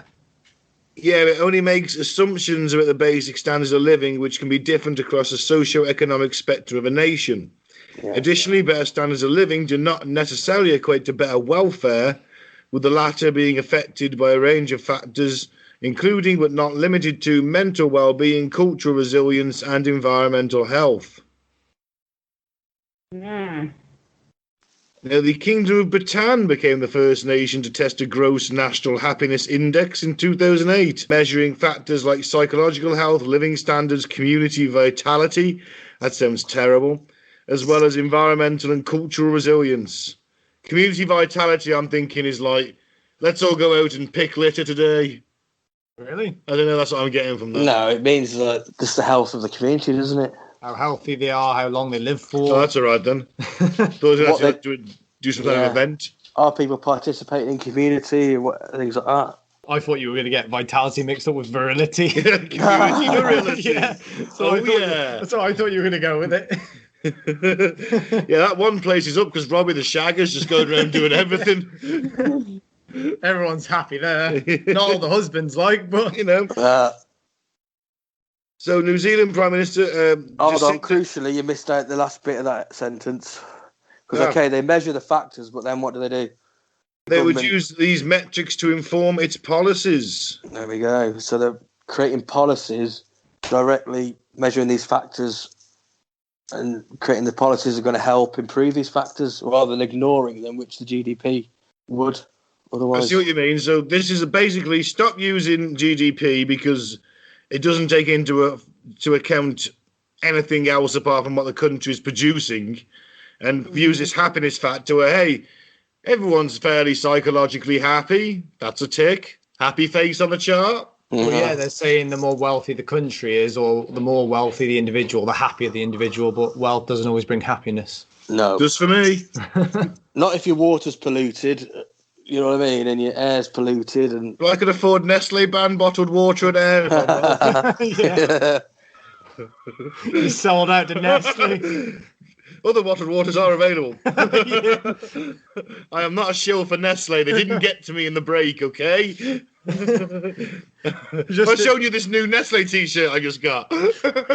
Literally, as people are walking into the town meetings, you're going to be handing out like Nestle milkshakes to everyone. Oh, he's already done the Easter eggs. Yeah. Convenient, yeah. Wonder who made them, Ben? I think they were Nestle. Yeah, I bet they were. Yeah, I've already taken a donation. I mean, no, I haven't. I had a chat to a nice man from Nestle, and he said he'd give me this stuff. Here you go, children, courtesy of our overlords. I mean, Nestle. So New Zealand is the latest leader to adopt the happiness index metric, announcing a new budget that focused on improving the prosperity of local communities. Ardern hoped that it would lay the foundation for not just one well-being budget, but a different approach for government decision-making altogether. A $131 million budget increase in services aimed at helping victims of domestic and sexual violence, as well as housing programs for the nation's homeless. So it doesn't have to be this way, does it? It doesn't have to always be profit first. No. Because only the corporations want that. Of course, they own the government, so that's what they want. But if we actually own the governments, we can say, no, hang on a minute. We don't want profit over everything. Yeah, we don't want profit over everything else. Isn't their economy doing quite well, though? Exactly. It is doing well, isn't it? It is, I think. Yeah. So, but Bhutan have done it as well. The mighty Bhutan. No mugs, he's Bhutanese. Yeah, but it's a choice, isn't it? It's like, obviously the population would want to put people and the environment over profit. Makes sense, doesn't it? Happy workforce, more profit. Yeah, the profit's going to the people at the top anyway who own the business, most of it. Or is it just a cynical ploy to get more out of us? In what way? Like, hey, they're happy, they'll work better and harder, they'll do longer hours because they're happy. Let's squeeze some more out of them. Let's push it until the index starts faltering, and then we'll just give it push back, we'll just let it all go. Make them happy again. Well, look what it used to be. It used to be 12-hour shifts, 7 days a week. Kids as young as sort of 8 had to go to work, didn't they? The factories. Well, yeah, in the 1800s. That's what I mean. Country, I heard, was trying out a 4-day week. Has anyone seen that recently? Yeah, and the productivity went up, didn't it? Pardon?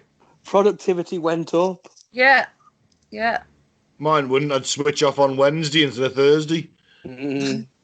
Wasn't it the unions that stopped the 12-hour week or day? Sorry. Yeah, of course, man. It was people power, yeah. If the corporations had their way, we'd still be doing that, wouldn't we? We'd have to fight for them rights. Worst, don't they? 12-hour shifts are the worst. You get home, you have something to eat, and then you sleep again, and then you're up again, you know. Yeah. 7 days a week, imagine that, because, you know, we had to fight for weekends off, didn't we? Yeah, but I'd be strong from working down pit and getting pissed every night. It is a much better world now, but back then it was probably pretty shit for those kids because they went from earning money to just starving to death because they had no money. They couldn't buy their gin. Yeah, so it would have kind of sucked for those kids. Yeah, it was shit that we were using them, but all of a sudden they all got fired. But they only got an education out of it. I'm pretty sure they probably mostly starved to death. They probably should have said, "We'll keep you on until you're 16, and then you can make your choice." No, they'd have gone off to join a band of lovable Cockney pickpockets because they wouldn't have had many other choices, and then they just said, "Oh, sorry, we can't employ you anymore. Get out." In fact, that was actually the opposition to child labour laws. Yeah. It's like, hey, these families depend on their kids working. You're taking that away, and then everyone went, "Well, why don't you just pay the adults more?" Yeah. Yeah, but some of them would have been orphans, wouldn't they? Like 15-year-olds, 14-year-olds with like siblings. There's a place for them in the British Army as a drummer boy. They can enlist, take the shilling and enlist. Or go and join the Navy. We probably should have been looking at the ways to help the children first before the Britain needs soldiers for its colonial wars. We need these children on the front line. Exactly. Give them a musket and send them to war or make men of them. Well, that's probably what happened, I would imagine. After they couldn't work, they probably joined the army, faked their age. There you go. Boom. Problem solved itself. Yeah. It's a resource-based economy then, Mike. This is the future. This could be the future, couldn't it? It's one possible future. Is this the Star Trek future, basically? Yeah, basically, yeah. Could you explain it? I've heard of it before, but I'd like a little bit more detail. Yeah, I'll try my best. We'll go through the article. So basically, a global resource-based economy uses the intelligent and humane application of science and technology to provide abundance for all people. Our proposal outlines a possible vision for humanity where the full potential of science and technology is unleashed towards social betterment. This is a description of economics where the incentive to exploit others is surpassed and human ingenuity will no longer be used in ways that harm people or the environment. When the goal is not profit, but the well-being of people and the environment, education will be directed towards supporting a sustainable system.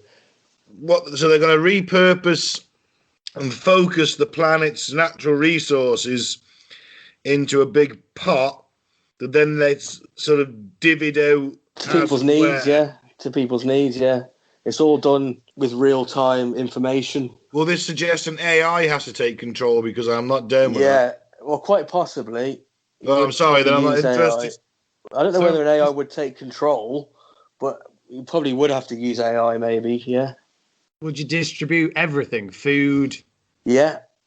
So there'd be no money in this scenario? No. This is a cashless society. So how do you get paid for your labour? You don't. You have all your basic needs met. Yeah. And your work is your contribution to society. So your contribution to society would be like making sure no one's fat. Okay. What? Because you're saying because I'm a personal trainer, so I'd be contributing to make sure people are healthy. There you go. You're contributing to make people healthy. Well, what would be my incentive to do more than other people? What do you mean, do more than other people? Like work more hours, help more people. So like my job helps people. So why would I help more if I get the same as everyone else? Well, it'd be your contribution to society. You wouldn't. If yeah, everyone what's my incentive? Your incentive is to be part of a community. Yeah, but what's my reward? What's the human's reward for that? Your reward is acknowledgement of what you're doing. You're respecting society. Could I not do the bare minimum and still get rewarded though, based on that? Well, there would be a bare minimum, wouldn't there? You know, to live in that society. Yeah, they have got a little section here called motivation. Most people just do the bare minimum then. I mean, I do a lot right now, but I do the bare minimum because I'm getting paid either way. No, but you're pursuing your interests, aren't you? You love doing it. Yeah, I do, but not enough to do more for the same as everyone else. I don't know what you mean. Do more. You just. If I had 30 clients a week before, and then I'm going to get the same amount of resources whether I did 30 or 20, I'd just help less people, wouldn't I? Be more personal trainers. Yeah, well, I just help less people because I'm getting the same anyway. So there'll be more personal trainers because someone who didn't have the time to pursue their thing could pursue their time. So there'd be more. So the work would be.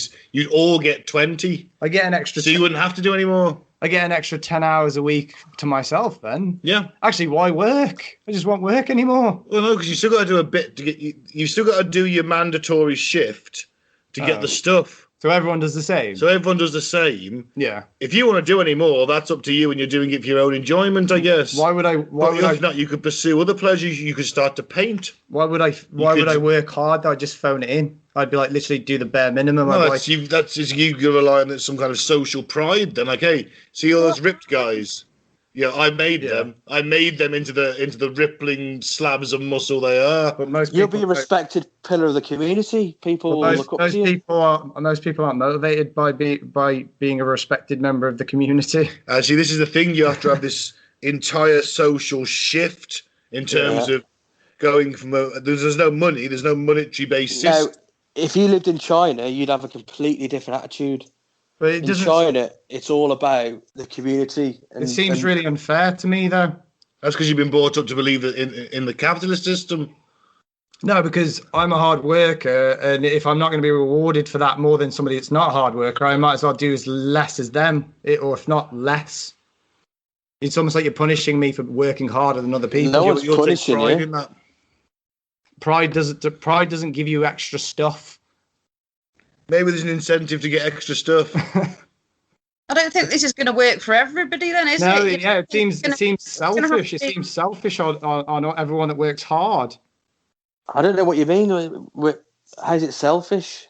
Because you're giving people that don't want to work hard the same as people that do want to work hard, and then just say, well, your reward is you'll be a respected member of the community. That's not enough. Yeah, you'd be more respected than Larry the Slacker. Yeah, but who cares? He gets the slack. I don't want to. Yeah, but he's called Larry the Slacker. I want to slack. If he gets the slack, I want to slack. So then you've got an entire. But then you become Slack Sean. Yeah, but then you got an entire community of slackers, and then humans don't progress, and we just die out because we just all lounge around eating grapes and getting fat. So we go to the Wally future. we would all just sit around. We'd be on those things where we just get really fat. And we're all just addicted to that computer screen's in front of us. That's like already Wall-E. happened. Like Wall-E. That's already happened. Yeah, but everyone would do the same thing and nothing would get done. Well, They this is forgot how- suggesting a total mental shift. Like we talked about the other week, where we were saying about I was going to use some solid shampoo to stop using as many plastic bottles. Mike was like, well, it's just there on the shelf, isn't it? You're going to buy it. It's about a mental shift. And, you know, that's for everybody, isn't it? Yeah, but it just seems more unfair system than capitalism. I don't see how that is unfair. You got people working, 70, 80 hours a week, and they're just scraping by. Nobody's working 70 or 80 weeks and scraping by, mate. They are, mate. Who? There are 70 or 80 hours? It just depends on whether you're salaried or not. Minimum wage, less than minimum wage. Some people still get paid that. A lot of immigrants that come into the country and they get paid illegally minimum wage, less than minimum wage. Yeah, but then that's illegal immigrants then. That's on them that they're not getting paid the correct amount because they didn't go through the legal immigration system. So they accept the amount of money they can. Of course they accept obtain. it because they're still earning double the amount that they would in their own country. Yeah, so that's probably be trafficked as well. So that's not the fault of society. That's the fault. True. That's the fault of them for not going through the legal channels. Well, they would have been trafficked. Oh yeah, if they're being trafficked, that's awful because that's against their will. But yeah, it seems like a really unfair system for anyone that wants to work really hard. Because it's almost like there's no reward for your hard work. Maybe you can get extra stuff. But then it's not. Maybe. I'm not completely... This mentality of stuff. I don't have a lot of stuff. Stuff meaning a better life. Everyone wants the better life, don't they? But equality doesn't mean a utopia for everyone. It just means everyone has the same crappy life. That's what it means. We're not all going to get given a mansion, are we? I see what you mean. We're not all going to get given a swimming pool. There isn't enough mansions and swimming pools for the world. And who's going to build all the mansions and swimming pools? Exactly. Yeah, there's enough people. There's enough for everybody's need, but there's not enough for everybody's greed, is there? That's the whole problem. That's not the kind of life a lot of people want to live. They want to live a better life. We're destroying the planet. We can't keep going on this. Yeah, that's what this is about. This is going to kill greed. And who said greed is good in the movie Wall Street? Michael Douglas. Yeah. We got to stop it, haven't we? Got to stop that mentality. Yeah. So this is one way of just destroyed. This is one way of just having a complete shift, complete turnaround, and thinking, actually, we shouldn't be going down this route where greed is everything and it's destroying the planet and ruining people's lives because they're taking all the money and leaving none for everyone else. Yeah. Well, what kind of life would people live then, though? To be fair, it's up for discussion, isn't it? This whole thing is up for discussion. It's it's just one possible solution, perhaps. Like, if we were more like town-based, a lot of people could give up cars and be a little bit more like Amsterdam, where they're all on push bikes and stuff. You could reduce people like commuting an hour, 2 hours, whatever, across, to get to different jobs and such. Yeah. If you were growing like food and stuff at a smaller scale for the town, you could argue you could deliver it by bike as well. It's about these are radical shifts. But, we're at a point where we need radical shift. Do you not think that society would just collapse then, though, because nobody would work hard to make society? Well, no, because it's survival, then, isn't it? Why is it? Why would you just sit there and let things collapse? People wouldn't do it, would they? Well, why wouldn't they? Because you're living in the community, you want a good standard of life. You don't want to be living in fucking Mad Max, do you? I think we'd established you wanted to live in the Mad Max. Yeah, but it wouldn't work, would it? It just wouldn't work. Why? I think it could, but I think it would take a really radical shift. Yeah. Maybe to the point where, like, there's a solar flare and the electronic infrastructure of the world gets wiped out. We'd have to fall back to this. Yeah. So we'd have sheep in the garden to make wool to clothe our neighbours. Yeah, and they'd have pigs for us to eat. Yeah. And so everyone would do a bit. Yeah. For everybody else, and you have that. Then you're like, hey, see that building over there? I did that. That's mine. I built that. Built it with my neighbours. Okay. Yeah. Your community strength is stronger. So think of like an Amish community. Yeah. They all gather But- around, have a sing Yeah, song. it'd be like Amish, but high technology. Yes. But if there was if there was an old lady that needed a wall building and she couldn't build it, so I had to build it, what am I getting for building that wall? Satisfaction. Yeah. Yeah, that old lady. So everybody's Because going someone to will do do that. the same for you one day. So everyone's going to do that. No, because someone will do the same for you one day. If you need a wall building, but you can't do it. But you don't want to build walls, though, do you? Some people like building. Would you do that? No, What, I if don't. it's like a Would tit you for tat kind of would you thing? no? Would you build a wall in the hopes that someday someone builds a wall for you? I help build a wall. I'll help the town build a wall for the old lady. Yeah. You don't know if anyone's going to do anything for you in the future. Well, I hope that because I'm doing it, they go, oh, he always helps out. We'll help him out. Yeah. Would you, Mike? Not building a wall because it wouldn't fucking fall down after a day or two. Yeah, but you'd be just helping out, maybe handing someone a brick who knows what to do. No, but I'd help in other ways. Like a You know, labourer. I really enjoyed being a teaching assistant and helping kids learn. Yeah. So you're going to stand there and help them learn to be bricklayers. Not bricklayers. My passion was English. But the whole reason why every society ever has brought money in is because it was too complex working out how much somebody's time was valued at. So they brought money in so they could equate that time. So what you're doing is essentially saying that nobody's time is worth anything. So that means that nobody's life is worth anything. No, you can't make that. That's the implication. No, of it. everybody is crucial because everybody needs to. Yeah, but you could choose to drop out of society contribute. and do nothing, and there would be We no could- repercussions.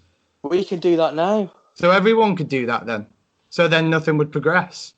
Because there's nothing in it for anyone except for what Ben said, human survival. But you're going to survive. It's the next society that won't survive as everything burns around you. Mad Max. Yeah, well, this is your idea. This would be create a Mad Max global. This has universe. to be global, doesn't it? This has to be global. Well, Star Trek's done it, and they you Yeah. know. No, they Basically a star. actually had a capitalism universe, and the Starfleet is communism. Just Starfleet is communism. All the planets are Now they got capitalism. no money. No, they do. We've had this conversation before. and I Picard said Googled we it. got no money. We did So away with why that. does he have an expensive vineyard that he sells wine to rich people?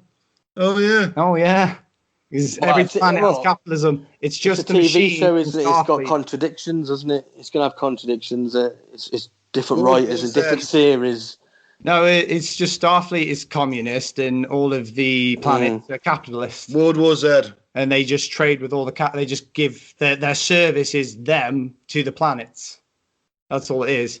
But they know that they can't survive without all of those countries' capitalism, which is why they've not abolished it. Otherwise, they couldn't they? They're an army.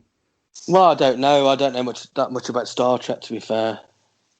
An easy one is World War Z. Basically, the zombies take over most of America. What's left of society ends up in this resource-based economy because they got no other choice. Yeah, but they have higher ups. They have people that are like in charge that have nice, safe, comfortable areas, almost like dictators. And then the soldiers that are on the front lines dying to try I'll and. tell you what, we won't have the dictators then. But that's how it goes, doesn't it? No, it Somebody doesn't have get- to, though. This is a choice, isn't it? This is a choice. Not really, because somebody's going to have to tell these people they're going to have to work for their free resources, aren't they? Otherwise, everyone's just going to take their free resources and be like, well, fuck it, I'm not doing anything. I get free resources every week. No, because you I got. don't believe that people would do that, though. I don't believe people would do that. Why not? They're That's making not it fair. Because you've got to make the resources. Someone's got to make it. So you all have to do a certain bit. So who's going to make the resources? Well, say I might have to go to work and do my job for like 16 hours a week. Yeah, you could do it that way. You could just have everybody doing 16, 20 hours a week community service for their. Yeah. That's another possible solution. But wouldn't everyone starve then because people are working less and there's No. No, because it creates more jobs in a way. See, if I'm only working 20 hours a week or 16 hours a week, someone else can do 16 hours a week. It splits. Who's going to train these people? Because nobody wants to work extra to train them because they're not getting anything back for spending. Right, it's going to be filtered in, hasn't it? Well, It's a passion, stay though, after isn't work? it? Would you stay after work to train someone if you weren't getting paid? No, they'd have to come in early. You'd have to. Would you come in early? If that's just part of the job, you got the job, you got to come in to train. No, and it's extra. You've got to still do your job because we need the resources, but we also need you to train the next guy. So you have to stay afterwards and get no extra resources. You just have to do it for the good of the country. Yeah, all right then. Rule Well, Britannia. you're just making up hypotheticals here, though, aren't you? But they are the hypotheticals, All right, though, all aren't right. they? In the scenario. The whole scenario is hypothetical. Essentially, what you're describing is communism. It's a luxury communist view. Yes. But no country's ever made a luxury communism. That's why we've all got to put aside our differences and work together. It always becomes a ruthless fascist dictatorship. Well, fuck it then. We'll just stay as we are and we'll just let the planet die. It's dying anyway. Because the communist countries kick out. You know what I mean? Yeah, the communist countries are kicking out more toxic fumes than capitalist countries. What's your point? You just said that communism's the way forwards, essentially. No, I said this is like a luxury communism. I don't even think you could class China as communist or the USSR. They are communists. They are communists. I would argue not. Actually, I would argue they were state capitalists. And China's definitely a mixed economy. Yeah, they're state capitalists when they trade on the world stage, but in terms of internally, they're communists. So they're communists. I think we can go around in circles on this. All right. Should we leave it there? Wrap it up. So that's the alternative. Despite Sean's objections, Claire, what do you think? Not the alternative. There's plenty of alternatives, but that's just one I just happened to pick out. Fair enough. Claire? Well, I think, there's got to be radical shifts for the times we're in now, isn't it?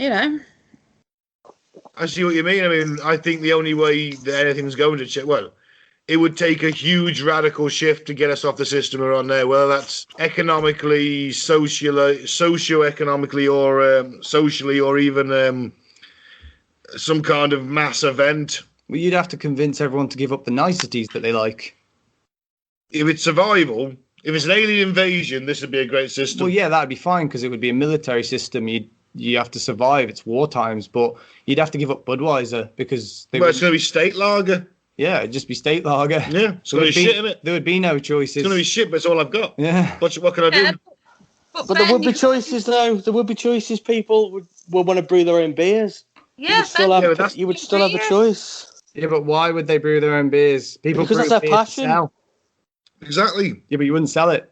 It's a resource. You'd have to give it away for free. So you'd brew it and then give it away for free. You give it away to your friends and family, don't you? No, you just sit and drink it because you've brewed it. You've put in your time and effort for it. Oh, well, I think it's very selfish. Hey, come round and drink some of my homemade beer. That system sounds more selfish to me because there's no reward for hard work, because it's just rewarding people that don't want to work hard. No, I disagree. Anyway, we're going around in circles. Let's go to weird news, shall we? Okay, weird news then. Let's get the boys' views on this week's weird news. Frog skin cells turn themselves into living machines. Holy fuck. What? Using blobs of skin cells from frog embryos, scientists have grown creatures unlike anything else on Earth. These microscopic living machines can swim, sweep up debris, and heal themselves after a gash. Scientists often strive to understand the world as it exists, says Jacob Foster, a collective intelligence researcher at UCLA, not involved with this research. However, a new study published 31st of March in Science Robotics is part of a liberating moment in the history of science. In a way, the bots were self-made. Scientists removed small clumps of skin stem cells from frog embryos to see what these cells would do on their own. Separated from their usual spots in a growing frog embryo, the cells organised themselves into balls and grew. About 3 days later, the clusters, called xenobots, began to swim. That's fucked up, isn't it? Yeah. I think they should crush them and make meat burgers out of them. They have no nerve cells or brains, but each one's only like 0.5 millimetre wide. It can swim through very thin tubes and traverse curvy mazes. Oh, it needs to be bigger than that. When put into an area littered with small particles of iron oxide, the xenobots can sweep the debris into piles. They can even heal themselves after being cut. The bots zipper themselves back into their spherical shapes. Self-healing.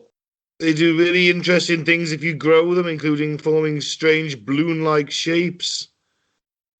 Oh, imagine they could clear out arteries and shit like that. Got blocked artery, bang some of these boys in. Some weird shit.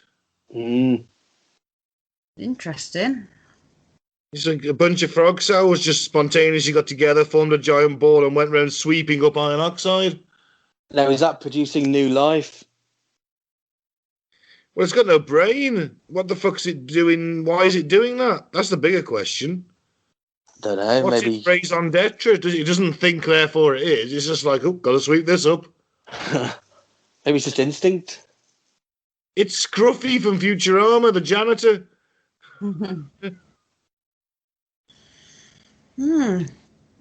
That's creepy as fuck. And quite frankly, I don't like it.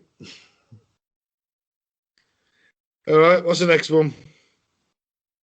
Okay.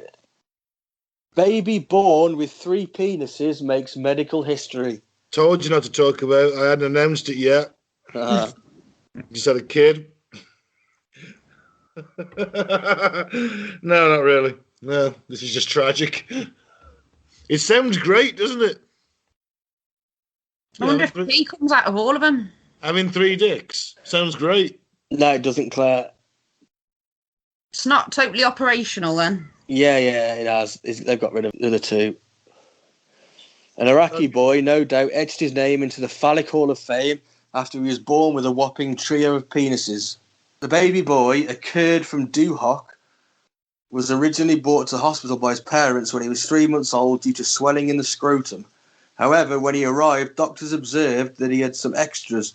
2 centimetre, 0.8 inch member sprouting near the root of his primary penis, and another 1 centimetre long schlong situated under his sack. Yeah, he's like a fucking trident. The Hydra-esque anomaly was particularly mysterious as the child hadn't been exposed to drugs in the womb and didn't have a family history of genetic aberrations, study authors reported. So it's nothing to do with all them depleted uranium shells that have been fired in Iraq. Not this time, no. Really? Well, that's what they say. Maybe it was. Since 3 Willie's additional phalluses didn't have urethras, the tube that urine passes through, doctors decided to surgically remove those 2. Oh, well, let's hope it wasn't hooked up to his reproductive system somehow and he just starts oozing out of the sides when he jizzes. Well, I think they would have stitched the holes up, wouldn't they? Nah, he's left them open. Just left them open. Wow. Down the bottom of the article, some anonymous soul went viral in 2015, dubbed Double Dick Dude, after it was revealed that he boasted dual 10-inch long functioning penises. 2 10 inches. Oh. Double meat feast. Fucking hell. Wouldn't they get him to play Dr. Manhattan? Paint both of them blue. Yeah. You've got an obsession with Dr. Manhattan's dick, you. Just say it's there for all to see, isn't it? Something gay about it. Or having it as your screensaver. How do you know how that got there? Right, and last but not least, a kind-hearted kid's come to the rescue of a raccoon who was buried alive. Oh, man. So a 14-year-old and 12-year-old arrived at their home in Texas after a family outing. With only a few hours of daylight left, the boys started going exploring in the woods and then come across a little hole that had collapsed with a raccoon in it. Oh. Only his head and his little arms are hanging out and he's looking a bit sad on this photo. Oh, man. So the boys, helped dig him out. He does look very sad, doesn't he? He does look very sad. And they called Very sad the raccoons. Wild West Wildlife Rehabilitation Centre. Do you remember the cartoon, The Raccoons? Yeah. Cyril Sneer. Cyril Sneer. Fuck yeah. I don't actually remember the point of that cartoon. But He was the evil capitalist, wasn't he, that was destroying the forest? oh, He was an anteater. A pink anteater. Yeah, but wasn't his son nailing one of the raccoons? Oh, quite possibly. I can't remember. In some weird interspecies love fest. Claire and sure, you don't remember that? No. No. No, I remember the raccoons. No. It's only on Disney Plus. You can watch it. Thrilling. Maybe I remember them. There's like 3 of them. Yeah. Yeah. Do you remember Gummy Bears? Vaguely. Yeah. That was mad, wasn't it? There was another kind of bear as well when they used to shoot lasers from their stomachs. Care Bears. Care Bears, that's it. Yeah. I met a Care Bear. Oh, yeah. Tell He for didn't want town to elaborate centre. on the story, he just announced it. I met a Care Bear. Something you want to tell us? I can't remember, to be honest. It's just a photograph of me as about 4 or 5 years old in Telford Town Centre with holding a Care Bear's hand, giant Care Bear. Obviously, a man in a He's suit. going to tell everyone he was a furry then. And that's why I love shagging people dressed as furry bears. Mm. I would have had this raccoon, I tell you. You're stranger. You sure when it was a photo? You sure it wasn't security camera footage, a still, and you were being led off by a Care Bear holding your hand? Yeah, I could have been that. Just throwing that out there. Sorry, Claire. That's it. The boys were pretty happy that they saved his life, and yeah, they all lived happily ever after. Well, they didn't even keep the raccoon. Oh, he's a wild animal. Can't keep him. Might wanted to stay. He's probably got a family. You're making a lot of assumptions about this raccoon. Just before he went into the woods, he turned around and he just saluted the boys and then went scurrying off. Ah. Oh, I love that. And then he was mauled by a fox. His usual sharp instincts and reflexes dulled by a few days of being buried. Yeah, and a fox just snapped his neck. Wow. Dark. Dark. Grim dark. You want some fucked up facts? Yeah, go on then. Can we have the theme tune, please? Facts, fucked up facts, facts.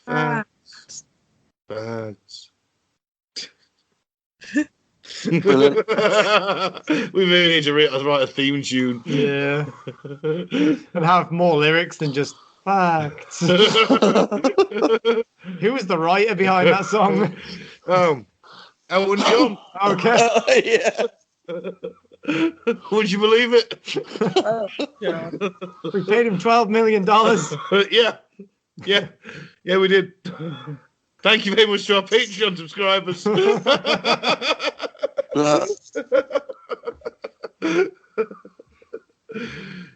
Yeah.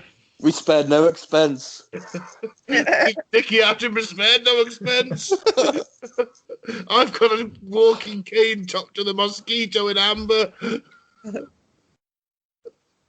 why I'm drinking Budweiser nowadays. Gone up in the world. Exactly. Spared no expense. When we meant to hear facts. Yeah, we were. Oh, yeah. Okay. Despite repeated campaigns to repeal the law, spontaneous dancing is illegal in Sweden. Understandable. A dancing permit is still required. I was going to say, can you announce it, then start dancing? Just so everyone knows this isn't spontaneous, it was planned. Start dancing. No, you need a permit. Oh. That's ridiculous, isn't it? Yeah. I thought Sweden was meant to be quite progressive. Doesn't sound it, does it? No. They're basically, Sweden is like Footloose then, that town in Footloose where Kevin Bacon goes and teaches everyone to dance. They need Kevin Bacon. Yeah.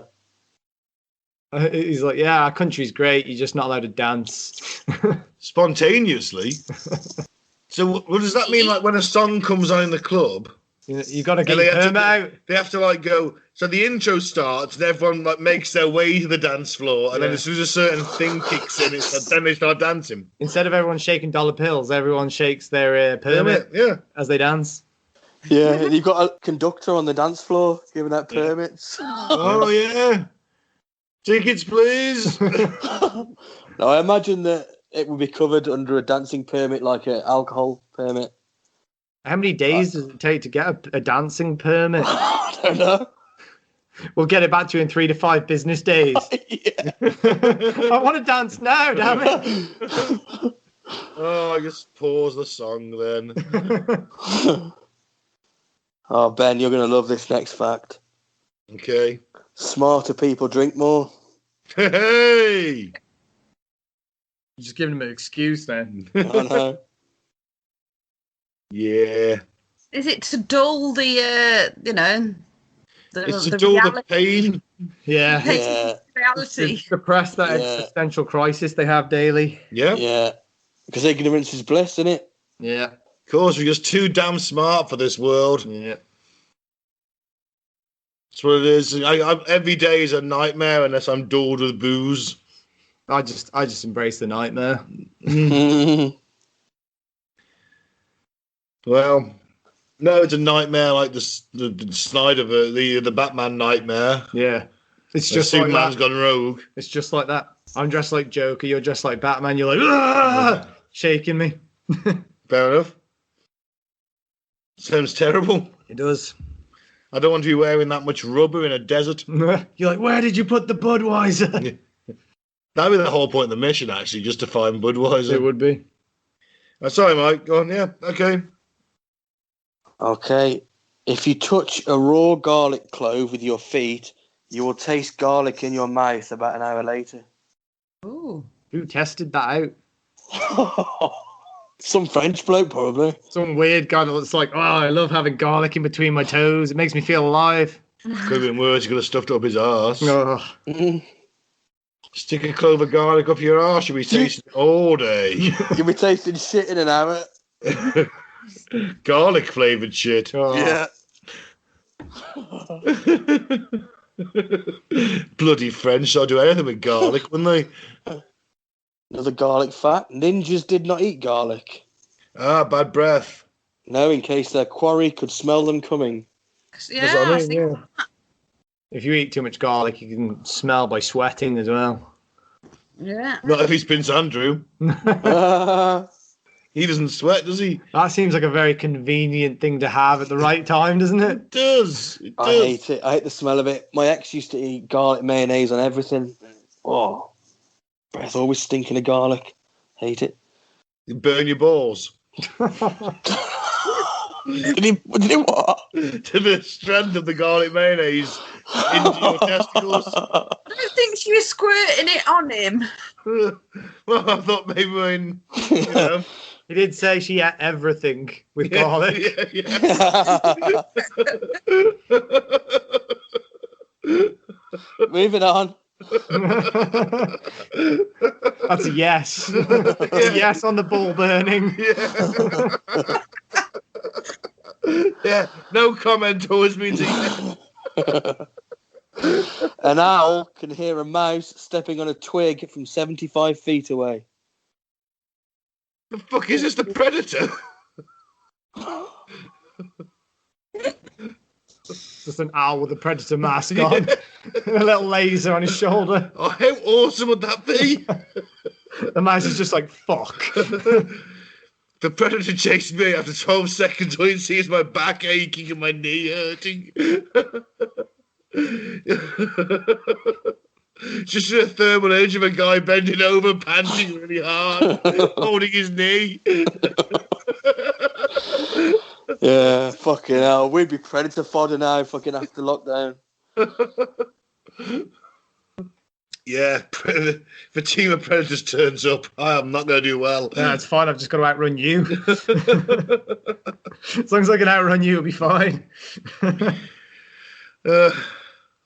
Okay. Arthur Conan Doyle was founder and goalkeeper of Portsmouth United. Yeah, but he also believed in spirituality and fairies. He did. But, you know, he also wrote Sherlock Holmes. Sir Isaac Newton spent 50 years trying to predict the precise date for the end of the world using biblical code. I heard about that. How do you get on? He finally settled on 2060. Oh, that's ages away. So we've got one of the most clever men of all time using biblical code to work it out, and he says 2060. Am I going to be alive in 2060? Potentially, yeah. Nah, I doubt it. I wouldn't put money on it. Only going to be another 40 years. Oh yeah, I'll be pushing 80. Mm. I'm gonna in 2060 when I'm 87, 88. I'm gonna be walking around with a sign saying the end is nigh all the time. How do you even work that out then? Was he just looking all throughout the Bible and just finding numbers and stuff or dates or? I don't know. It doesn't say. That's all I've got for it. But I guess Interpreting scripture. I didn't even know he was religious. I thought No. most science usually turned against religion. Yeah, usually. Mm. it's a bit depressing, really, considering he's meant to be our best scientist. Spent 50 years fucking about with biblical codes. He was doing other stuff. That was like a side project. Yeah, but think what he could have achieved if he hadn't spent that time. Well, maybe that was he did it. Oh yeah, that's true. He could have fucking. And he was a done all genius. sorts. Yeah, but you never know. He might end up being right. He might actually, yeah. It's true. He could have worked it out right at the end and be like, wow, this actually makes a lot of sense. I need to tell everyone that he died. But then we've got to acknowledge that the Bible is true, and Yeah, I wouldn't say that you have to do that. It's just basically like a giant book full of myths and history, isn't it? No, we've Intertwined. We've got to believe Sir Isaac. if it does put it at the end of the world, then it's right. Got something going for it, then, hasn't it? No, You know because what I mean? the Bible didn't predict it. He did. He just used it as a tool. Ah, okay. That's how you get away with it. You're just like, no, the Bible's wrong. That scientist dude got it right. Religion's still a lie, everybody. Believe me. That's what you do. All right, go on then. In the 1720s, there was a London society called the Farting Club. Oh man, You're I'd have been kind the fucking head of that. Yeah, you would have. You would have been. Whose members tried to out-fart each other. The club closed after its members started suffering from colic and diarrhea, and several of the best performers went farting out of the world. All right. I.e., they died farting. That's how you're going to go, that is. I'll be like, he went how he lived. Oh man. Well, you know what it's like when you're strained to push one out sometimes. Well, Claire, you don't fart, obviously. No, obviously not. No. Never. Like a rocking horse pooing. Doesn't happen. Bloody does. Me and the dog are the worst in the house. Oh, that's a quality for you. That's not the kind of equality I want to be a part of. I don't want anyone fighting, sticking out the house, man or woman. Especially not you. I have to move further and further away on the sofa as the smell starts making its way over.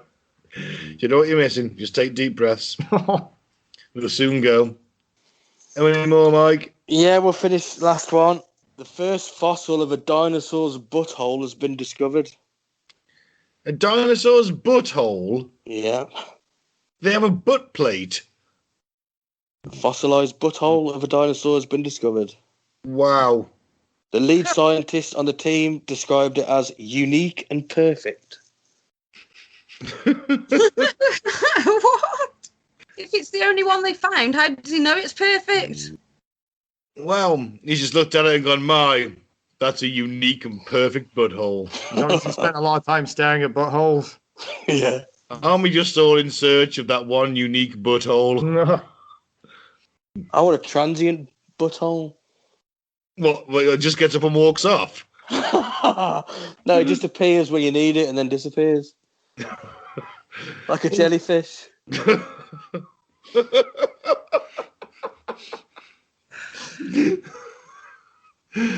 So, okay. I want a transient anus, okay? All right. Does it appear anywhere or in one place? Obviously in one place. All Well, right. it's appearing in the middle of your fucking head, do you, when you're talking to someone? Hold on a minute. You're going to put out the palm of your hand and shoot it? Like, Like one of those air blaster toys. yeah. Like using the force, except it's just shit squirting from your hand. Oh.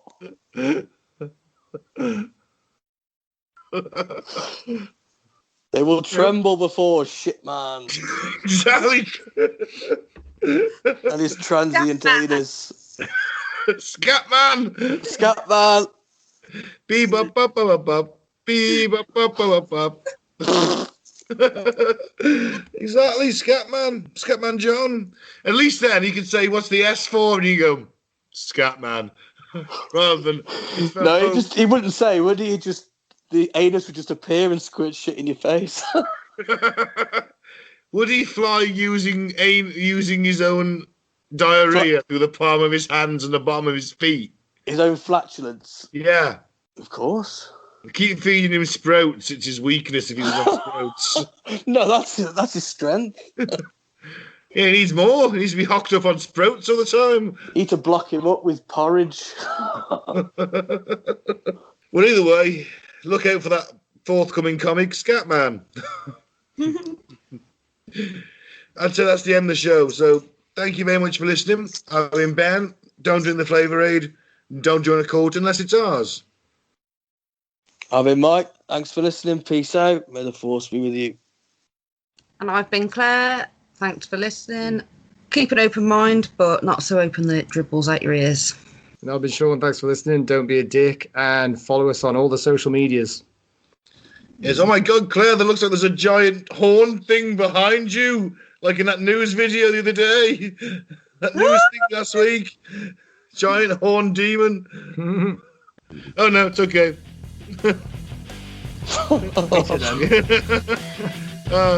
right, cool. Thanks for listening.